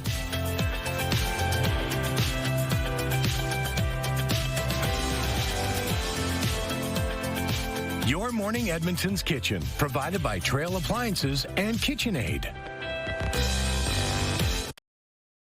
Programming brought to you by James H. Brown Injury Lawyers, the heavy hitters of injury law. An immersive Jurassic creation is taking over the TELUS World of Science this weekend. One that's over 2 years and 6 million Lego bricks in the making. This morning, I'm pleased to be joined by TELUS World of Science Science Experience Director Trevor Prentice and Brickman's Global Exhibition Head Simon Challoner. Good morning to both of you. Trevor, let's start with you. This Jurassic World exhibit opens tomorrow at the TELUS World of Science. So walk me through what's going on in your mind as you take in this amazing exhibit. Yeah, good morning. Oh, this is so exciting. We're so excited to have this here. This is the Canadian premiere. In fact, this is the only location it'll be showing in Canadian, and the exhibit is Jurassic World by Brickman.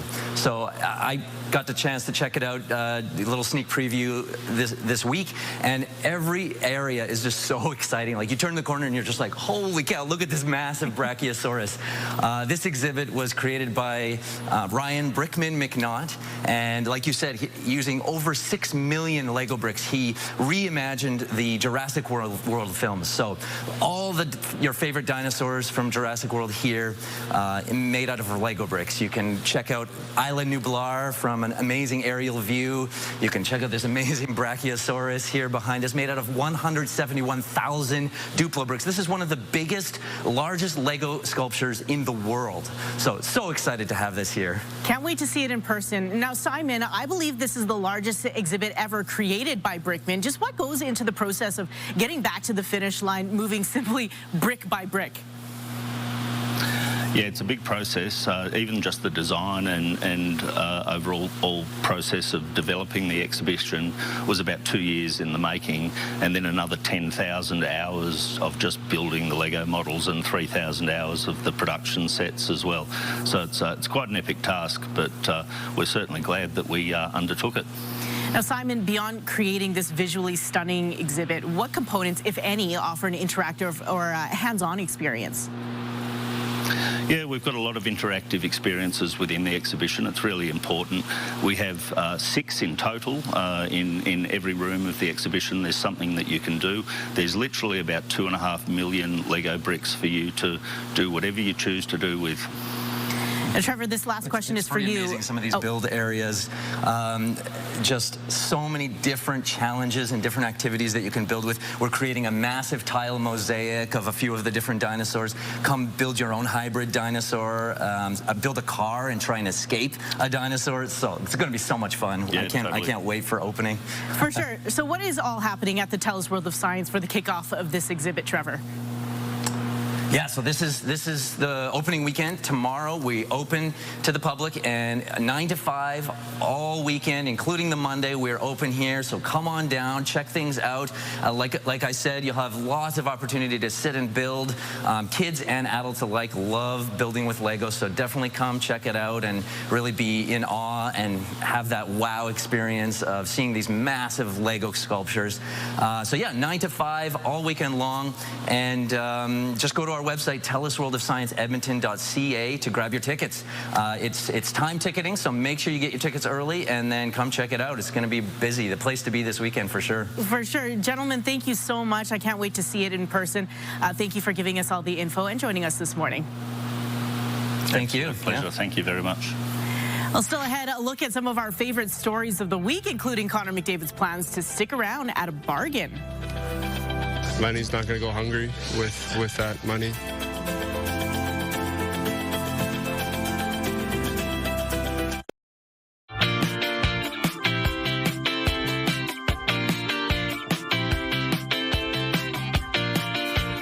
It's time for our best of the week, and mine is a big milestone that the world hit this week.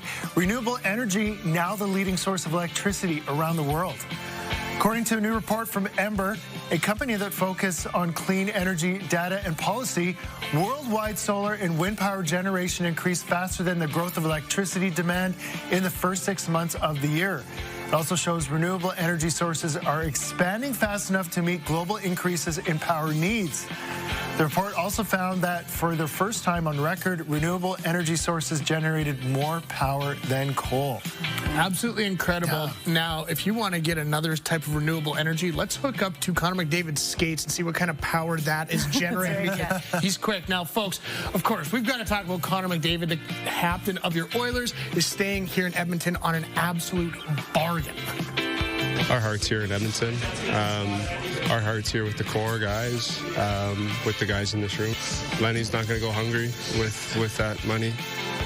The contract is a 2-year deal worth $25 million, $12.5 million per year, which is well below league value of what McDavid's worth, and it's the same thing he's been making for the last 8 years of this big deal. So fans obviously breathing a sigh of relief that the captain's sticking around in the hopes of a third Stanley Cup final, and hopefully this time with the Oilers captain lifting that cup at the end of it. Here we go, 2026. Not a great start with the Battle of Alberta, but that's okay. We got lots of games to go. Another sports news with chillier weather rolling in this weekend. Golfers are counting down the days until the end of the season, but for some, it also means saying goodbye to their golf buddies. I'm very, very sad about golf coming to an end. The course has been in magnificent shape all year. Look at it. It's still perfect, and yet we have to stop. I don't know why. I don't see any snow. But you know what else I'm really going to be sad about? I'm going to miss Kevin. I knew they would be my best of the week when I saw that interview. So Kevin and Rudy can still hang out at Victoria Driving Range. It's going to try to stay open, weather permitting. But don't let this stop you guys from hanging out, Kevin and Rudy. You clearly have a great friendship. Don't base base your hangouts on just sports. Like, go out for dinner, call your buddies up, go get a spa day. Like, I don't know. Why does everything have to go around sports? You know That sounds like a sitcom. Rudy and Kevin hit the spa. I know. They're so sweet. They are so sweet. Go ahead. No. Yeah, what was something that happened in your world this week? Text us 10400, include your name, and do not forget to cast your vote for our candy bracket. We're trying to find the best candy for trick-or-treating this Halloween. Yeah, it's between Reese's and Caramilk. Right now, Caramilk is winning. No big deal. But Reese's is spelt with R-E-E-S-E-S, not with a C. If it's incorrectly spelt, it doesn't count. So Yes. Team Reese's, I know you're out there. Yeah. Text us at 10400. We're back after the break.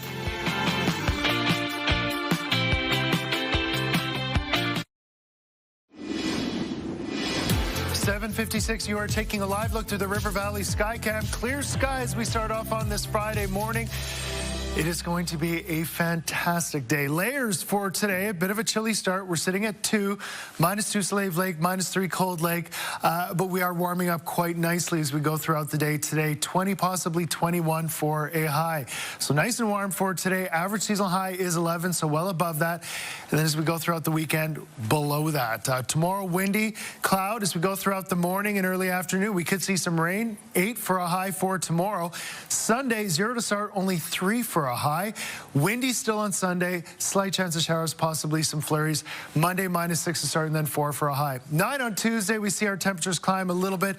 By Thursday, we could be around 15, but it's short-lived. We do see our temperatures drop off by next weekend once again. But again, 20 for today. We could see some rain and showers tomorrow to start off, and then temperatures really drop off for Sunday and Monday. Milestones, brought to you by Coolman's Flower Shop. Colorful, fresh designs for any occasion. A happy 5th birthday goes out to this smiley one, Leanna. Love from Mom, Dad, and Alari. And another 5th birthday to sweet Marin. Lots of love from your mom, dad, and your brothers. And a happy 60th birthday wishes going out to Heather from Trevor, Brian, friends, and the fur baby. And that fish. And happy 49th birthday goes out to Marlon. Love, Annabelle, Stephen, Stephanie, and Stacy. Submit your milestone at ctvedmonton.ca under Your Morning. You could win a $100 gift card to Coolman's Greenhouse, which we draw for every week. Time to solve a Friday morning mystery before we head into Thanksgiving weekend. Clue number 1, it was the #1 song this week in 1980 on the U.S. Billboard Hot 100. And it's a banger. This slaps every time. It is Queen's best-selling single of all time. And its bass line is used for CPR training because of its near 110 beats per minute tempo. I bet you guys know what it is. It is... Another One Bites the Dust. And I believe all 3 of us won this morning. Congrats to you if you did as well. A little tidbit about the production of the music. Effects were generated via harmonizers, reverse tape, E-drums, and console stuff. No synths. The news you need to start your day begins right now. It's Friday, October the 10th. Parents should take this as a good sign that we're having conversations. Heading back to the bargaining table, teachers in the province have a date set to resume their contract negotiations. We'll do our best, but, there's no guarantees that we're going to find Samuel here, unfortunately. Police zoning in on a wooded area west of the city in their search for Samuel Bird.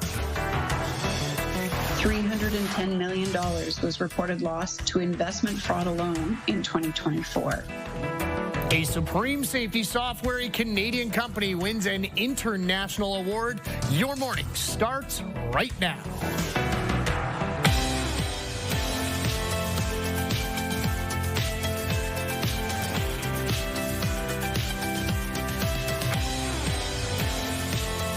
Good morning and a happy Friday to all of you. Thanks for stopping by Your Morning for all of your news needs as we wrap up this week on this Friday morning. Brendan Purdy and pinch hitting for Kent Morrison. He will be back next week. Today also marks day 5 of the teachers' strike in Alberta, and an all out for education rally is happening right now in our city. CTV's Nariman Issa joins us live from the Walterdale Bridge in the River Valley. Nariman, how's the turnout for the rally this morning?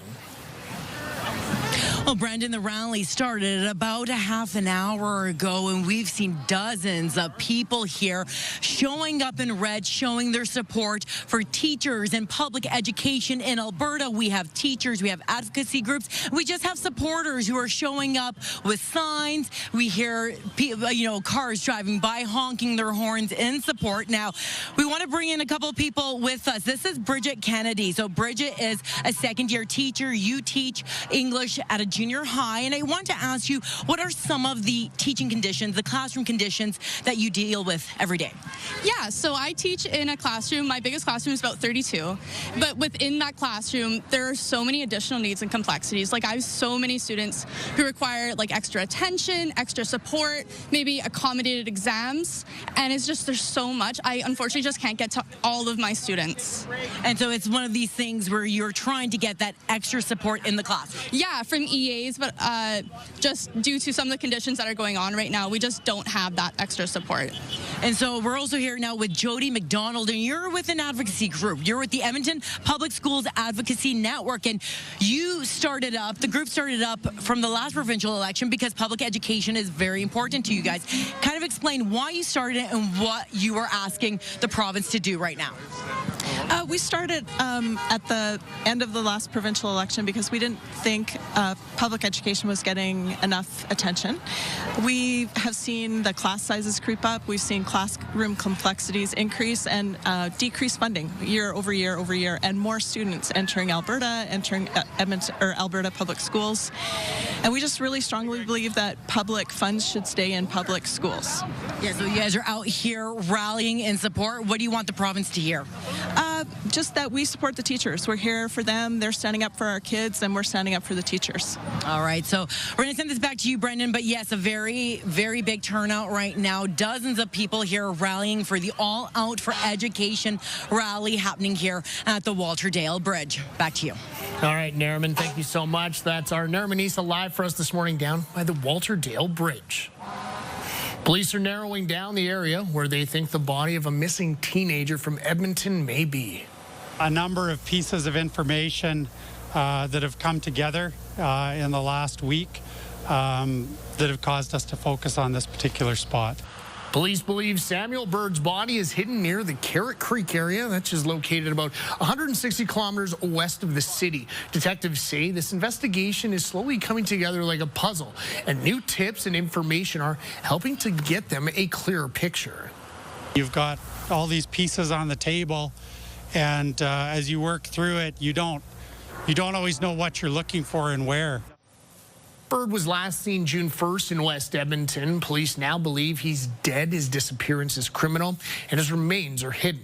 They're asking people living in the area to keep their eyes open for anything that looks unusual. Police do have suspects, but no arrests have been made at this time.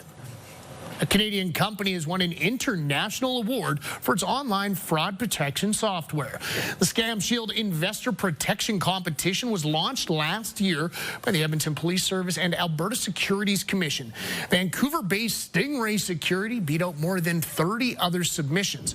Its web browser extension identifies unsafe links and blocks threats like online crypto investment scams, phishing websites, and fake investment platforms. EPS says the investment scams are one of the most prevalent forms of fraud. According to the Canadian Anti-Fraud Centre, $310 million was reported lost to investment fraud alone in 2024. This accounts for nearly half of all fraud reported to the Canadian Anti-Fraud Centre that year. The Stingray web extension can be found and downloaded online. U.S. President Donald Trump is heading to the Middle East to oversee the beginning stages of the peace deal between Israel and Hamas. I made 7 deals, and now it's 8. Solved the wars. The ceasefire agreement came into effect as of 12 p.m. local time, which is about 3 a.m. Mountain. Under the terms of the deal, Israel has 24 hours to pull back its troops. Once that's done, Hamas has 72 hours to release all hostages. In exchange, Israel must release hundreds of Palestinian prisoners. Aid will also now flow freely into Gaza. The U.S. will send 200 troops to the region to help monitor the progress of the plan. Now, as for what role Canada might play, Prime Minister Mark Carney said our country will support aid efforts. Global Affairs says it's too early to tell if Canada will be part of any mission to secure the ceasefire deal. New this morning, the Canadian economy added more jobs in September than initially expected. Stats Canada says employment rose by 60,000 jobs, or 0.3%. It's the first time the employment rate has increased since June. Nationally, the unemployment rate stayed steady at 7.1%. Right here in Alberta, the unemployment rate is 7.8%, down from 8.4% in August. A nationwide walkout by Canada Post workers will soon be replaced by rotating strikes.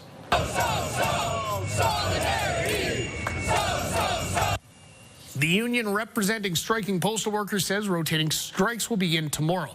The union president says this will allow Canadians to get their mail while negotiators work towards a collective agreement.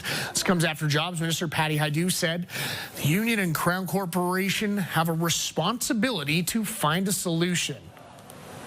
All right, let's check in with Corey now, see how the day is shaping up. And Corey, I'm not going to lie, yesterday I was very happy to be within our cozy studio here inside. But as I've seen these drone shots throughout the morning, I just want to get out there. Yeah, it's beautiful outside right now. A little bit crisp to start off, but dressing layers for today. You'll probably lose one later on with the temperature of about 20 to 21 for a high for today. So warming up quite nicely. Average seasonal high is 11. Average seasonal low is 2. We were at 2 last hour. We are now sitting at 3. Again, our high for today is 20, possibly 21. Temperature still hasn't updated, but it is 3 degrees right now. Wind is light. It will start to pick up. Bit of a breeze expected, but that will bring in the warm air. The airport, 1 degree. Clear sky as well. Lots of sun to start off. We'll see a little bit more cloud build as we get into the afternoon. Again, breezy, 20, 21 for a high. A change coming our way for tomorrow. Winds pick up. A windy Saturday. 7 to start. We might gain a degree or 2. That'll be about it. As we go throughout the morning and early afternoon, we could see some rain. Areas to the west and south could see a rain-snow mix, but for us, it looks like it's just going to be rain. Sunday, 0 to start, 3 for a high. Windy still on Sunday. Slight chance of flurries, possibly some showers on Sunday. Pretty slight, though. Mostly cloudy sky. Couple cool more days to start off the rest of the short work week. I have those details coming up a little bit later on. Your morning just got a whole lot richer. We're giving away a staggering $20,000. Imagine what you could do with an extra 20 grand. Maybe a dream vacation, home renovations, paying off bills. The possibilities endless. Today's code word is savings. Head to the contest page on ctvedmonton.ca or scan the QR code on your screen. Enter savings with your info for your chance to win CTV Your Morning Edmonton's $20,000 giveaway. Tune in Tuesday for another code word. Good luck. Kim. All right, thank you very much, Corey. Edmonton's Food Bank hopes a rivalry in the hockey rink will lead to pasta for people. The Edmonton Oil Kings are supporting the Food Bank this Thanksgiving weekend with a food drive at the game. The Oil Kings take on the Lethbridge Hurricanes on Monday. They're asking fans to bring pasta, mac and cheese, or any non-perishable food that can be used as a noisemaker. After the game, the food can be donated to Edmonton's Food Bank. The Food Bank's executive director says its service is in high demand. The struggle we're having is that, of course, the numbers of people we're serving is so high that food basically comes in, gets sorted, and it's back out into the community in a very, very short period of time.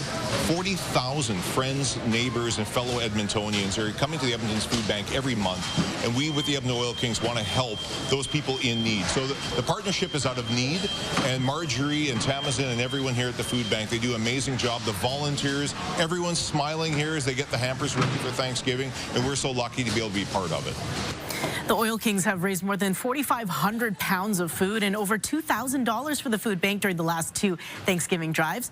If you forget your pasta, the Oil Kings will be selling some at Monday's game. Puck drops at noon. All right, it is almost 10 minutes past 8. Brendan, on the text line, we're seeing who wins between Reese's and Caramilk for our Halloween candy bracket, trying to figure out what candy is the best one for trick-or-treating. You'll be happy to know that Reese is making a comeback on the text line. You're calling it out. So they're kind of like neck to neck right now. If you want to participate in our Halloween bracket, you text Caramilk for Caramilk to 10400 or Reese's with an S. Not with a C, all right? I think that was the big defining moment, is we just had to let people know you have to check your spell check, people, because the Reese's with an S And look at now the numbers. The tide is turning. I knew I could Still count. caramel, still caramel. Reese's, Team Reese's all day. Thank you for that, Kim. Yeah. Time now for a look at traffic. And folks, new to Edmonton, I mean, when I see like 10, 15 vehicles on the road in Saskatchewan, that's a busy morning. Kim pointed this out to me. Less vehicles on the road this morning because a lot of people are taking the extended Thanksgiving long weekend. So here's some construction updates. Total closure for drainage repairs today only on 199th Street. That's between 69 Ave and 62 Ave. Total closure for emergency gas line replacement until the 13th. That's on 156th Street between 114 Ave and 112 Ave. And 104 Ave eastbound lane closures for power replacement. That is until the 27th. Those replacements between 102nd Street and 101st. Here's a look at your Edmonton gas prices. Not going up before the long weekend. That is a bonus. Average gas cost $1.21.4. Highest gas price $1.32.9. And if you have a Costco card, the location on 149th Street is selling at $1.13. Gas prices brought to you by Action Furnace. Fixed right or it's free. We're in the Trail Appliances kitchen this morning, which is celebrating its 50th anniversary. House-made tortillas, tacos, tequila, and margaritas are on the menu this morning. Robbie Perez and Sam Cohan are here from Marlowe Mexican Restaurant. Good morning, gentlemen. Hi, how's it going? Good. So we're going to be talking about something that I have not heard of being done here in Edmonton before. You make your own tortillas. Yeah, we do, actually. We bring our corn in from Mexico, Oaxaca, Mexico. We cook it overnight in a process called nixtamalization. Okay. And then we grind it up into a dough, press that dough into tortillas, and then that's how we make them. So why go about it this way? We kind of feel like it sets us apart. You know, it's a lot more traditional to do it that way. Way back in the day, they used to use ashes and stuff like that to kind of get that process going. And then, yeah, we just kind of wanted to bring that here. Very cool. Okay, so the process again, where do you guys get the corn from? We get it from Oaxaca, Mexico. Wow, okay.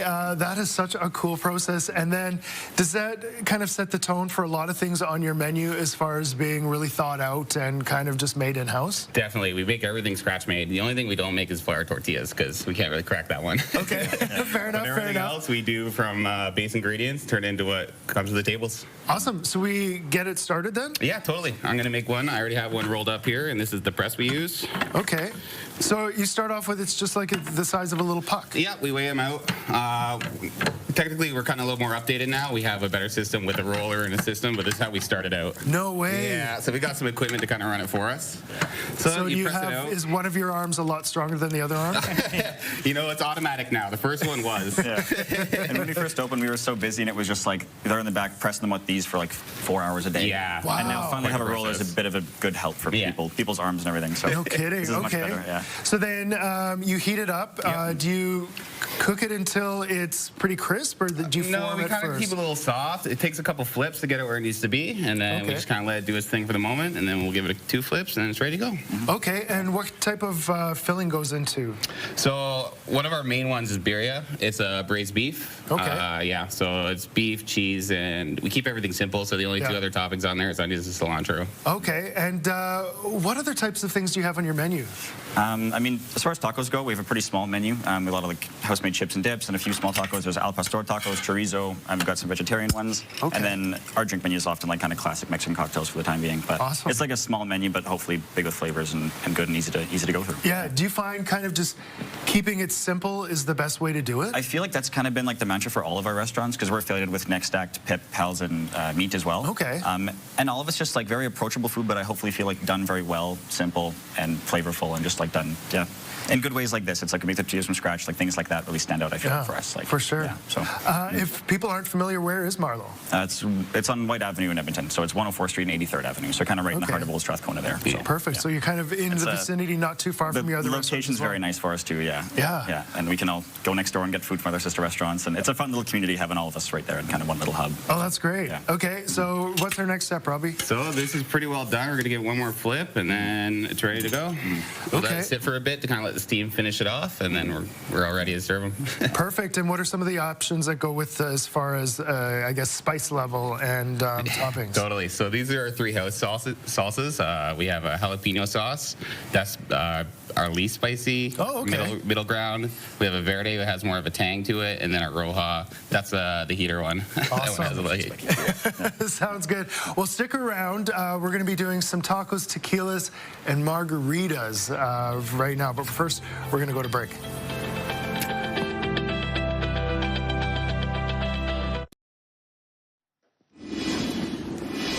8:20, here's the view from the Action Furnace River Valley Skycam. Action Furnace fixed riders free, 3 degrees. Lots of sun. We can see it reflecting off of the Walterdale Bridge, and that's where there is the march right now happening in support of striking teachers right now on the Walterdale. It doesn't look to be affecting traffic there, but you can see the people walking on the pedestrian side of the bridge. As we take a look at temperatures right now, 3 here in the city, one of the warmer spots, -2 in Slave Lake, -5 Peace River.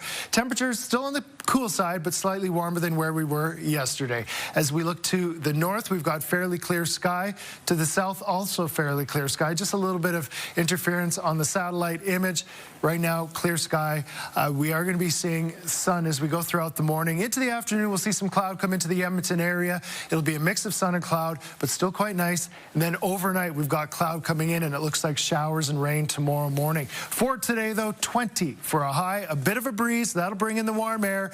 And again, just a little bit of cloud as we get into the afternoon. I'll talk 5-day forecast next time we chat weather.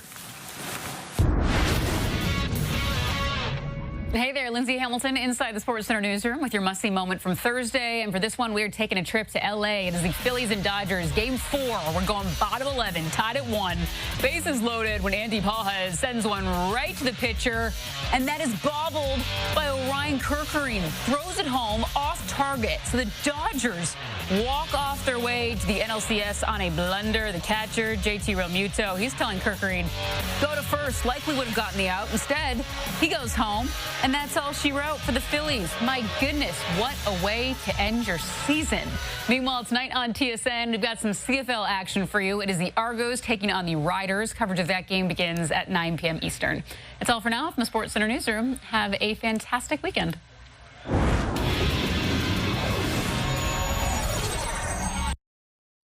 TSN Must-See Moment, brought to you by Century Casino. 3 great locations, Edmonton, St. Albert, and Century Mile.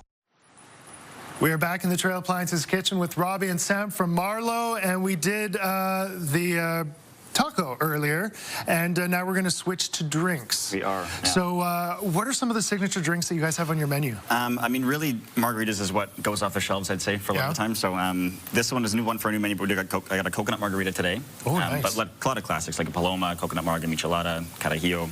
So hopefully some familiar favorites and also some kind of new familiar ones from Mexico that people may become accustomed to here. But, very cool. And when it comes to a margarita, do you go classic, shaken, or do you blend it up? We do shaken. Yeah, our place is too small for blenders and everything. Yeah.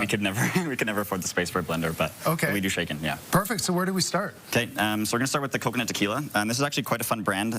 Tequila, kind of like champagne or bourbon, has like a denomination of origin. So like champagne is made in Champagne and bourbon in the States and everything. Tequila has to be made in certain regions in Mexico. And this one's called Nodo because it's no denomination, because it's technically not a tequila. It's made it's made like a couple kilometers outside of where you can make tequila. So it's the same thing. It's an agave distillate, but you can't call it tequila per se. But it's a good brand. Okay, just because of the location. Exactly. Very cool. Yeah. Okay, so how many ounces goes in there? 1.5 ounces of the coconut tequila. Okay. And then we'll go with a 1/2 ounce of Cointreau. It's like a very classic orange liqueur for a margarita. There's a few other options, but this is the one that we opt for. And then we'll go with 3/4 ounces of just fresh squeezed lime juice. Nice. Please don't use the bottled stuff. Oh, so, and that kind of goes to show, like, from making everything from hand, you're squeezing everything as well. You gotta, yeah. If like you want to make a good cocktail, you can't use bottled lime juice. This is the way to do it, yeah. And then this is 3/4 ounces of a house-made coconut syrup, which is some coconut cream and some simple syrup mixed together. Okay. And then I'll get some little ice down here. Give it a little shake.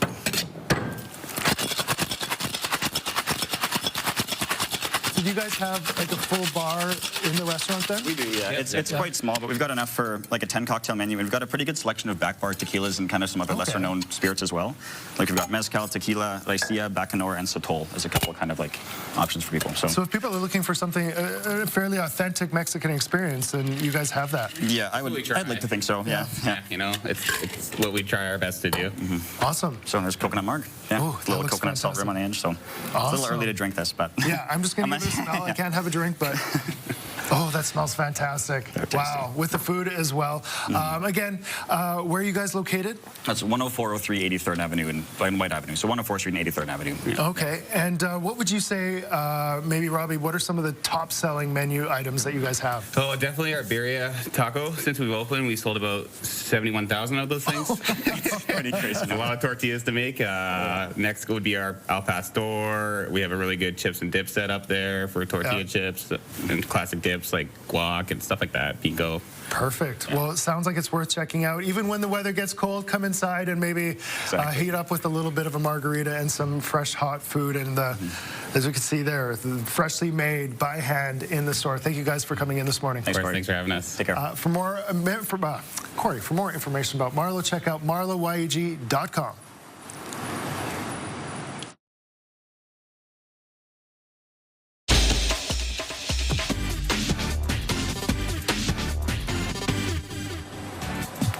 Welcome back, folks. Time for another edition of Corey versus Corey, the segment where we pit Edmonton Morning TV's only meteorologist against himself. We take Corey's forecast from Monday and see if he was within a degree or two. So here is what he predicted.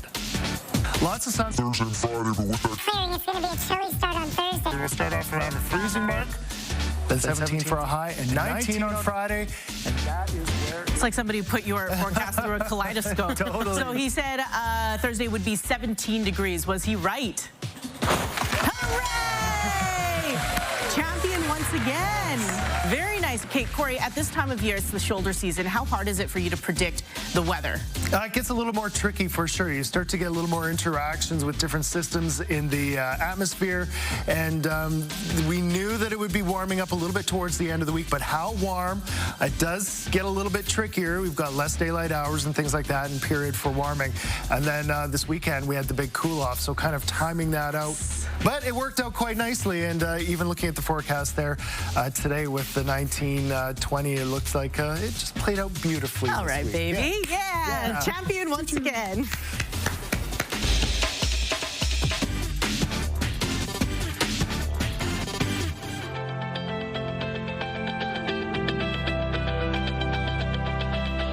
Your Morning Edmonton's Kitchen, provided by Trail Appliances and KitchenAid.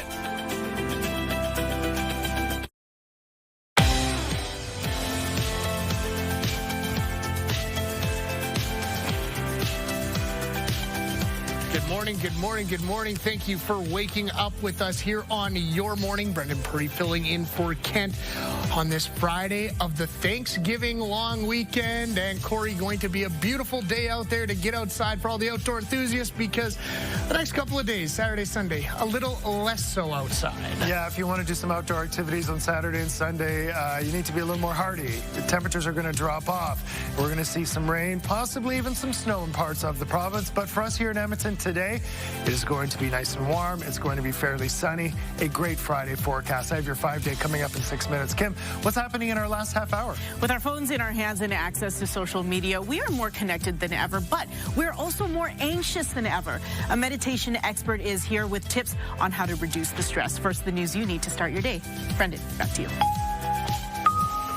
Thank you very much for that, Kim. Today marks day 5 of the teachers' strike across our province, and an All Out for Education rally is ongoing right now in Edmonton. CTV's Nariman Issa joins us live from the Walterdale Bridge in the River Valley. Nariman, how's the turnout for this rally going so far this morning?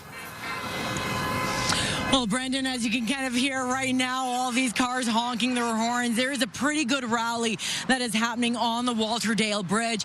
We have a couple hundred of teachers, advocacy groups, supporters who are here. They're rallying for public education in Alberta. Now, they've been here since 7:30 in the morning. They plan on rallying for at least another half hour. So this is part of Public Interest Alberta in conjunction with the Edmonton Public Schools Advocacy Network. They said that they are here because they want to show their support to teachers during the strike, but they also say that they want to send a message to the province that they need to start putting public money into public education. Now, we are starting to see some talks heat up again. So the ATA, the Alberta Teachers Association, says that they are returning to the bargaining table with the province. They will be meeting on Tuesday to try and hash out a deal to get Alberta teachers and students back into the classroom. Now, ATA President Jason Schilling says that this is good news for parents to hear that these conversations are happening. So we don't expect any news of the strike to be averted over the weekend or anything. So we'll see what happens in Tuesday's meeting. But ATA President, he says that this is good that they are moving towards contract negotiations. And so, again, we'll be here at the Walter Dale Bridge for the next half hour, seeing a lot of support with the posters, the honking of the horns, and people rallying for Alberta teachers. All right, we're going to send it back to you at the studio. Brendan. All right, thank you very much for that, Nairman. Some great work this morning, our Nairman Isa, live on the Walter Dale Bridge for us this morning. Some pharmacies in the Edmonton area are offering COVID-19 shots to people willing to pay more for a little early access. Right now, only seniors in continuing care homes, healthcare workers, and the immunocompromised are allowed to book a free COVID shot at a public healthcare clinic. In about a week and a half, everyone else can pay the province.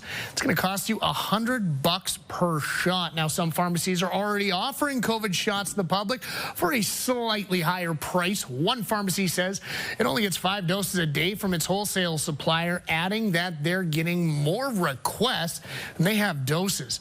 Vaccines are available, of course, on a first-come, first-served basis.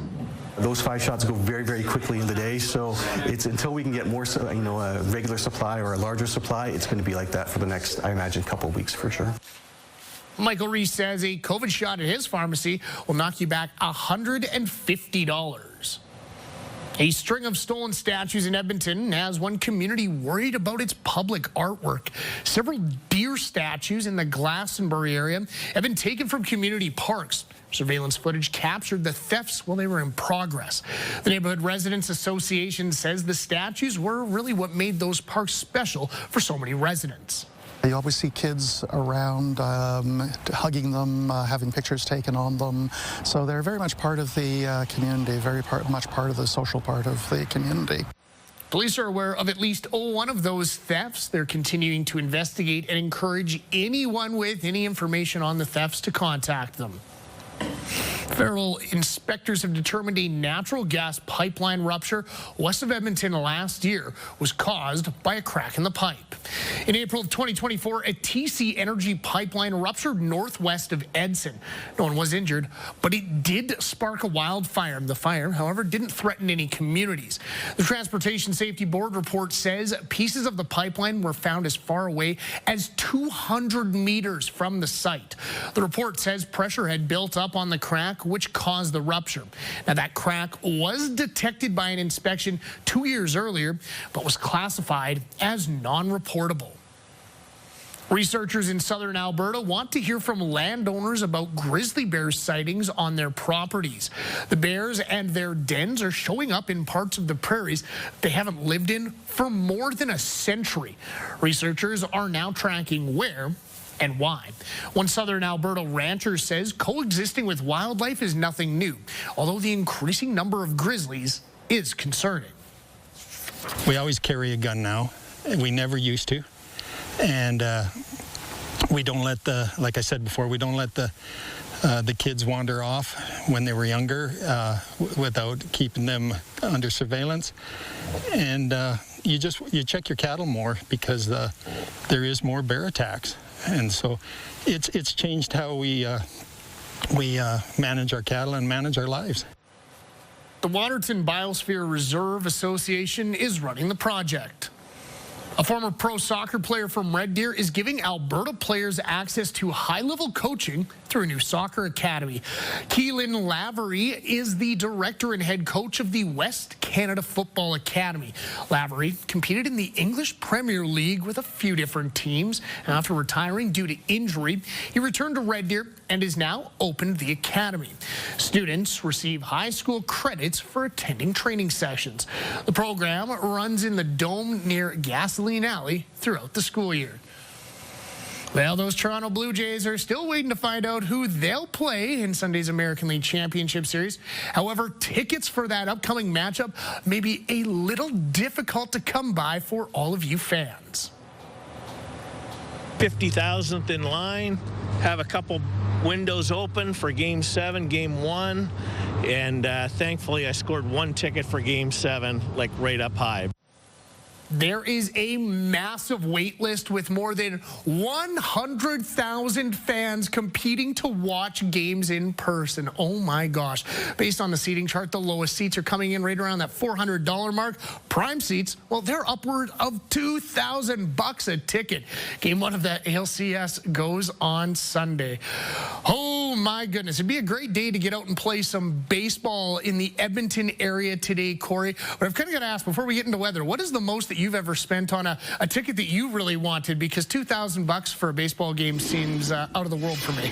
I don't think I've ever done anything like that where I've gone over the asking price. No, not my thing. I would rather let someone else pay that kind of money. As we look outside right now, it is pretty quiet to start off. Lots of sun here in the Edmonton area, and beautiful day ahead of us. It is going to be quite nice. As Brendan was saying, maybe a lot of people will be getting outside to play some baseball or just have some time outside and soak up the nice conditions. We're a little bit cool to start off. We've got 4 in Elk Island, 4 in Stony Plain, 1 at the airport, and 3 at the Blatchford Station. But we will warm up quite nicely as we get into the afternoon. Our high for today, it'll be around 19 to 21. Temperatures within the city range from 1 in Rio Terrace to 6 in Beverly. So we take a look at our high, 19 to 21 for today. Lots of sun to start off. A little bit of cloud in the afternoon, but it'll be a nice mix of sun and cloud and a bit of a breeze, but that breeze bringing in the warm air. Windy tomorrow. As we go throughout the morning into the early afternoon, we could see some rain and showers, and then the cloud starts to break a little bit. 7 to start. We might gain a degree or 2. That'll be about it. Windy still on Sunday. 0 to start, 3 for a high.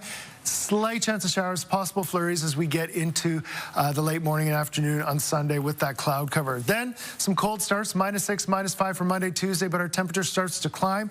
I have some warmer days to follow. Your 10-day forecast coming up in 15 minutes.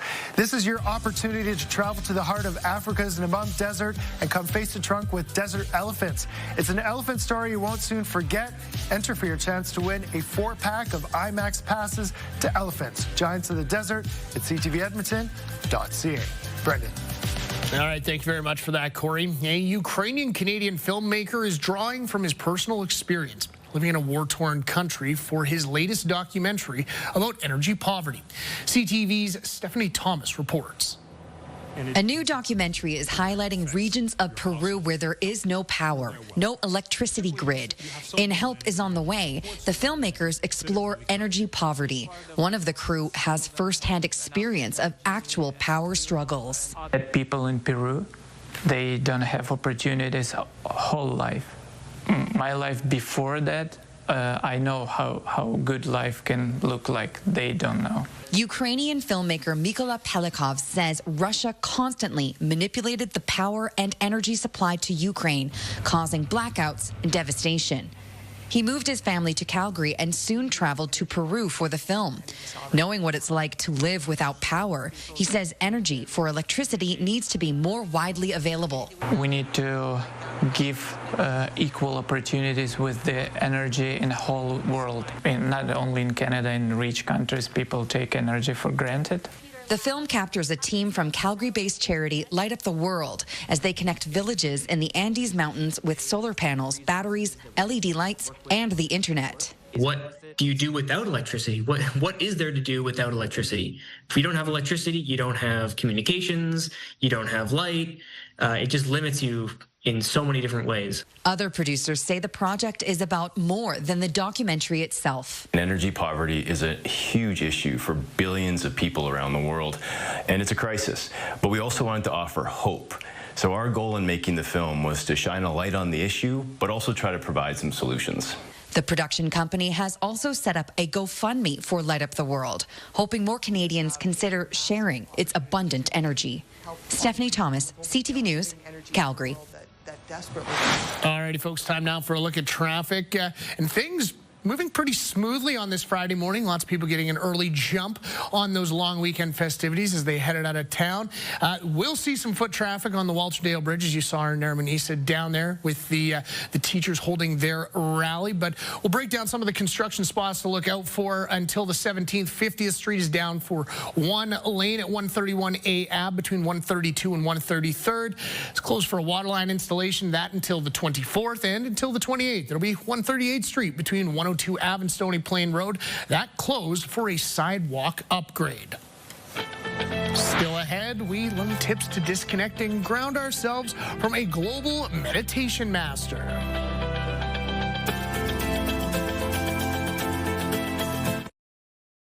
Wake up with Your Morning Edmonton. Brought to you by CIR Realty. Making real estate easy in Edmonton, Red Deer, and Central Alberta. With our phones in our hands and access to social media, we are more connected than ever. And we are also more anxious than ever, too. So how can we properly connect to ourselves and to the world around us while reducing the stresses of daily life? What about meditation? Joining us now is Guru Dev, a global meditation master and breathwork pioneer. Good morning to you. Good morning, Mr. Cody. Yeah. Great to have you with us. I want to first ask you, people say we're more connected than ever, but also we're more anxious than ever. What's missing? Today the loneliness factor has skyrocketed like never before. This loneliness people are feeling, that is the cause of all the anxiousness and uncertain future and these things, This is because we are taxing our mind more than it could ever handle. So we need to energize our mind, our body, and our spirit. And meditation has proved to be one of the best tools to do this. Okay, and you're known around the world as a meditation master. For our viewers who might not be familiar, how do you personally define meditation? See, meditation is a conscious relaxation wherein it's not concentration. It is not something that you do with so much effort. You don't have to run away to Himalayas or in some recluse monastery to find meditation. Meditation is a skill that we can learn just in a couple of days, and we can do it on our own. And it helps us to, get that most needed, deepest rest, and it rejuvenates our system. There are more than 100 research work which has gone into meditation, evidence-based research. So many benefits you can get, physically, our immune system becomes stronger in meditation. Focus and attention span increases. And generally, it gives you a very happy feeling from within. Now, you've taught meditation to everyone from college students to trauma survivors. What's the common thread you see in their transformation? People feel very good. So it's become a part of wellness program all over the world. And in the universities and colleges, you see there is an aggressive tendency among the youth. Either they are into aggression, or on the other hand, they get into depression. And meditation helps them to come away from both these extremities to a very balanced lifestyle. And Guru Dev, do you still believe inner peace can change the world? Yeah, of course, of course. The disturbances rise in the minds of people, correct? So if the mind is calm, especially the decision makers and the lawmakers, if they feel very calm and quiet and serene, and their perception improves, their expression improves, their observations improve. And these are the main reasons for breaking down of communication, you see.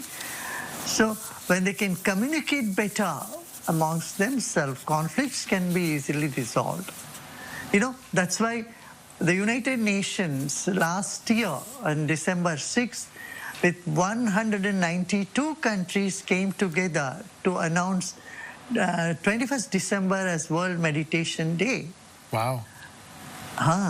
So people are realizing how meditation has helped people, like inner city gang members have come to have dropped their antisocial tendencies around the world, and they've come to mainstream. And there is a sense of belongingness and compassion that comes up when they practice meditation, even for a few days. Wow. Well, I want to thank you. I wish we had more time, but thank you so much for joining us this morning, Guru Dev. Thank you, Mr. Cody. He will be bringing us his Journey Within tour to Edmonton Convention Center on October 16, 2025. For more information, you can go to artofliving.org.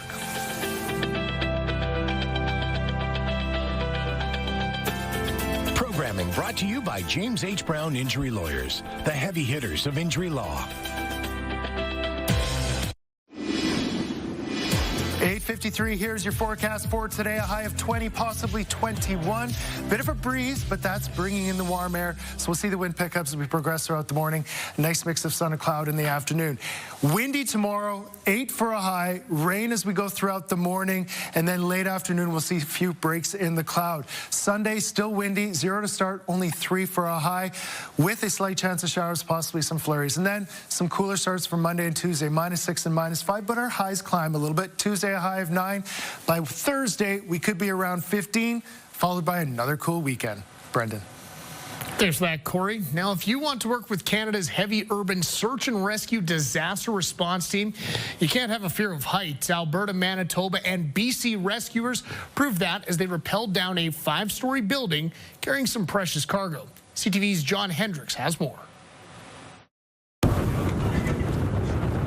It isn't every day that you see a dog rappelling down a 5-story building, but that's exactly what was happening at the Brandon Airport Thursday. And it wasn't just a single dog taking the plunge. A whole pack of dogs, along with their handlers, went over the ledge. I wasn't nervous walking up, but as soon as you step over the ledge and the dog's on you, your heart rate definitely goes up. But you know what? It's all a learning opportunity. And indeed, that's exactly why Canon Wong and other members from Canada's heavy urban search and rescue disaster response teams are in Brandon right now. Okay, little tension. Thursday, teams from Alberta and Vancouver, BC joined the Manitoba team for ongoing training. I truly believe that 98% of people in Canada don't even know we have the capability which we have here. And that includes the capability to drop into any disaster and search and rescue the victims. This includes from a collapsed building, a scenario the Vancouver team actually encountered in 2022. We had a building parkade, rooftop parkade collapse in Vancouver, and it's where the rooftop parkade collapsed onto a bakery that was underneath, and my canine was actually the one that found the person. Crawling over the rubble of a collapsed building isn't easy for the dog or their handler. That's why the teams train relentlessly and validate their skills every year. These guys work really hard and train really hard to be ready for if any kind of disaster happened and did happen, our guys are prepared to go and to assist anybody that needs it. No matter how high, they have to go to do it. John Hendricks, CTV News, Brandon. And I don't know if it's playing, but there's a thing called Super Dogs at IMAX in Edmonton. It was playing. If it is on the schedule there, worth checking out. It's dogs that do these types of activities, so very Especially on a cold weekend, you might want to stay inside and watch something like that. It used to be one of my favorites at the fair as a kid. Yeah, it's a good time. Have a great weekend. Go Super Dogs.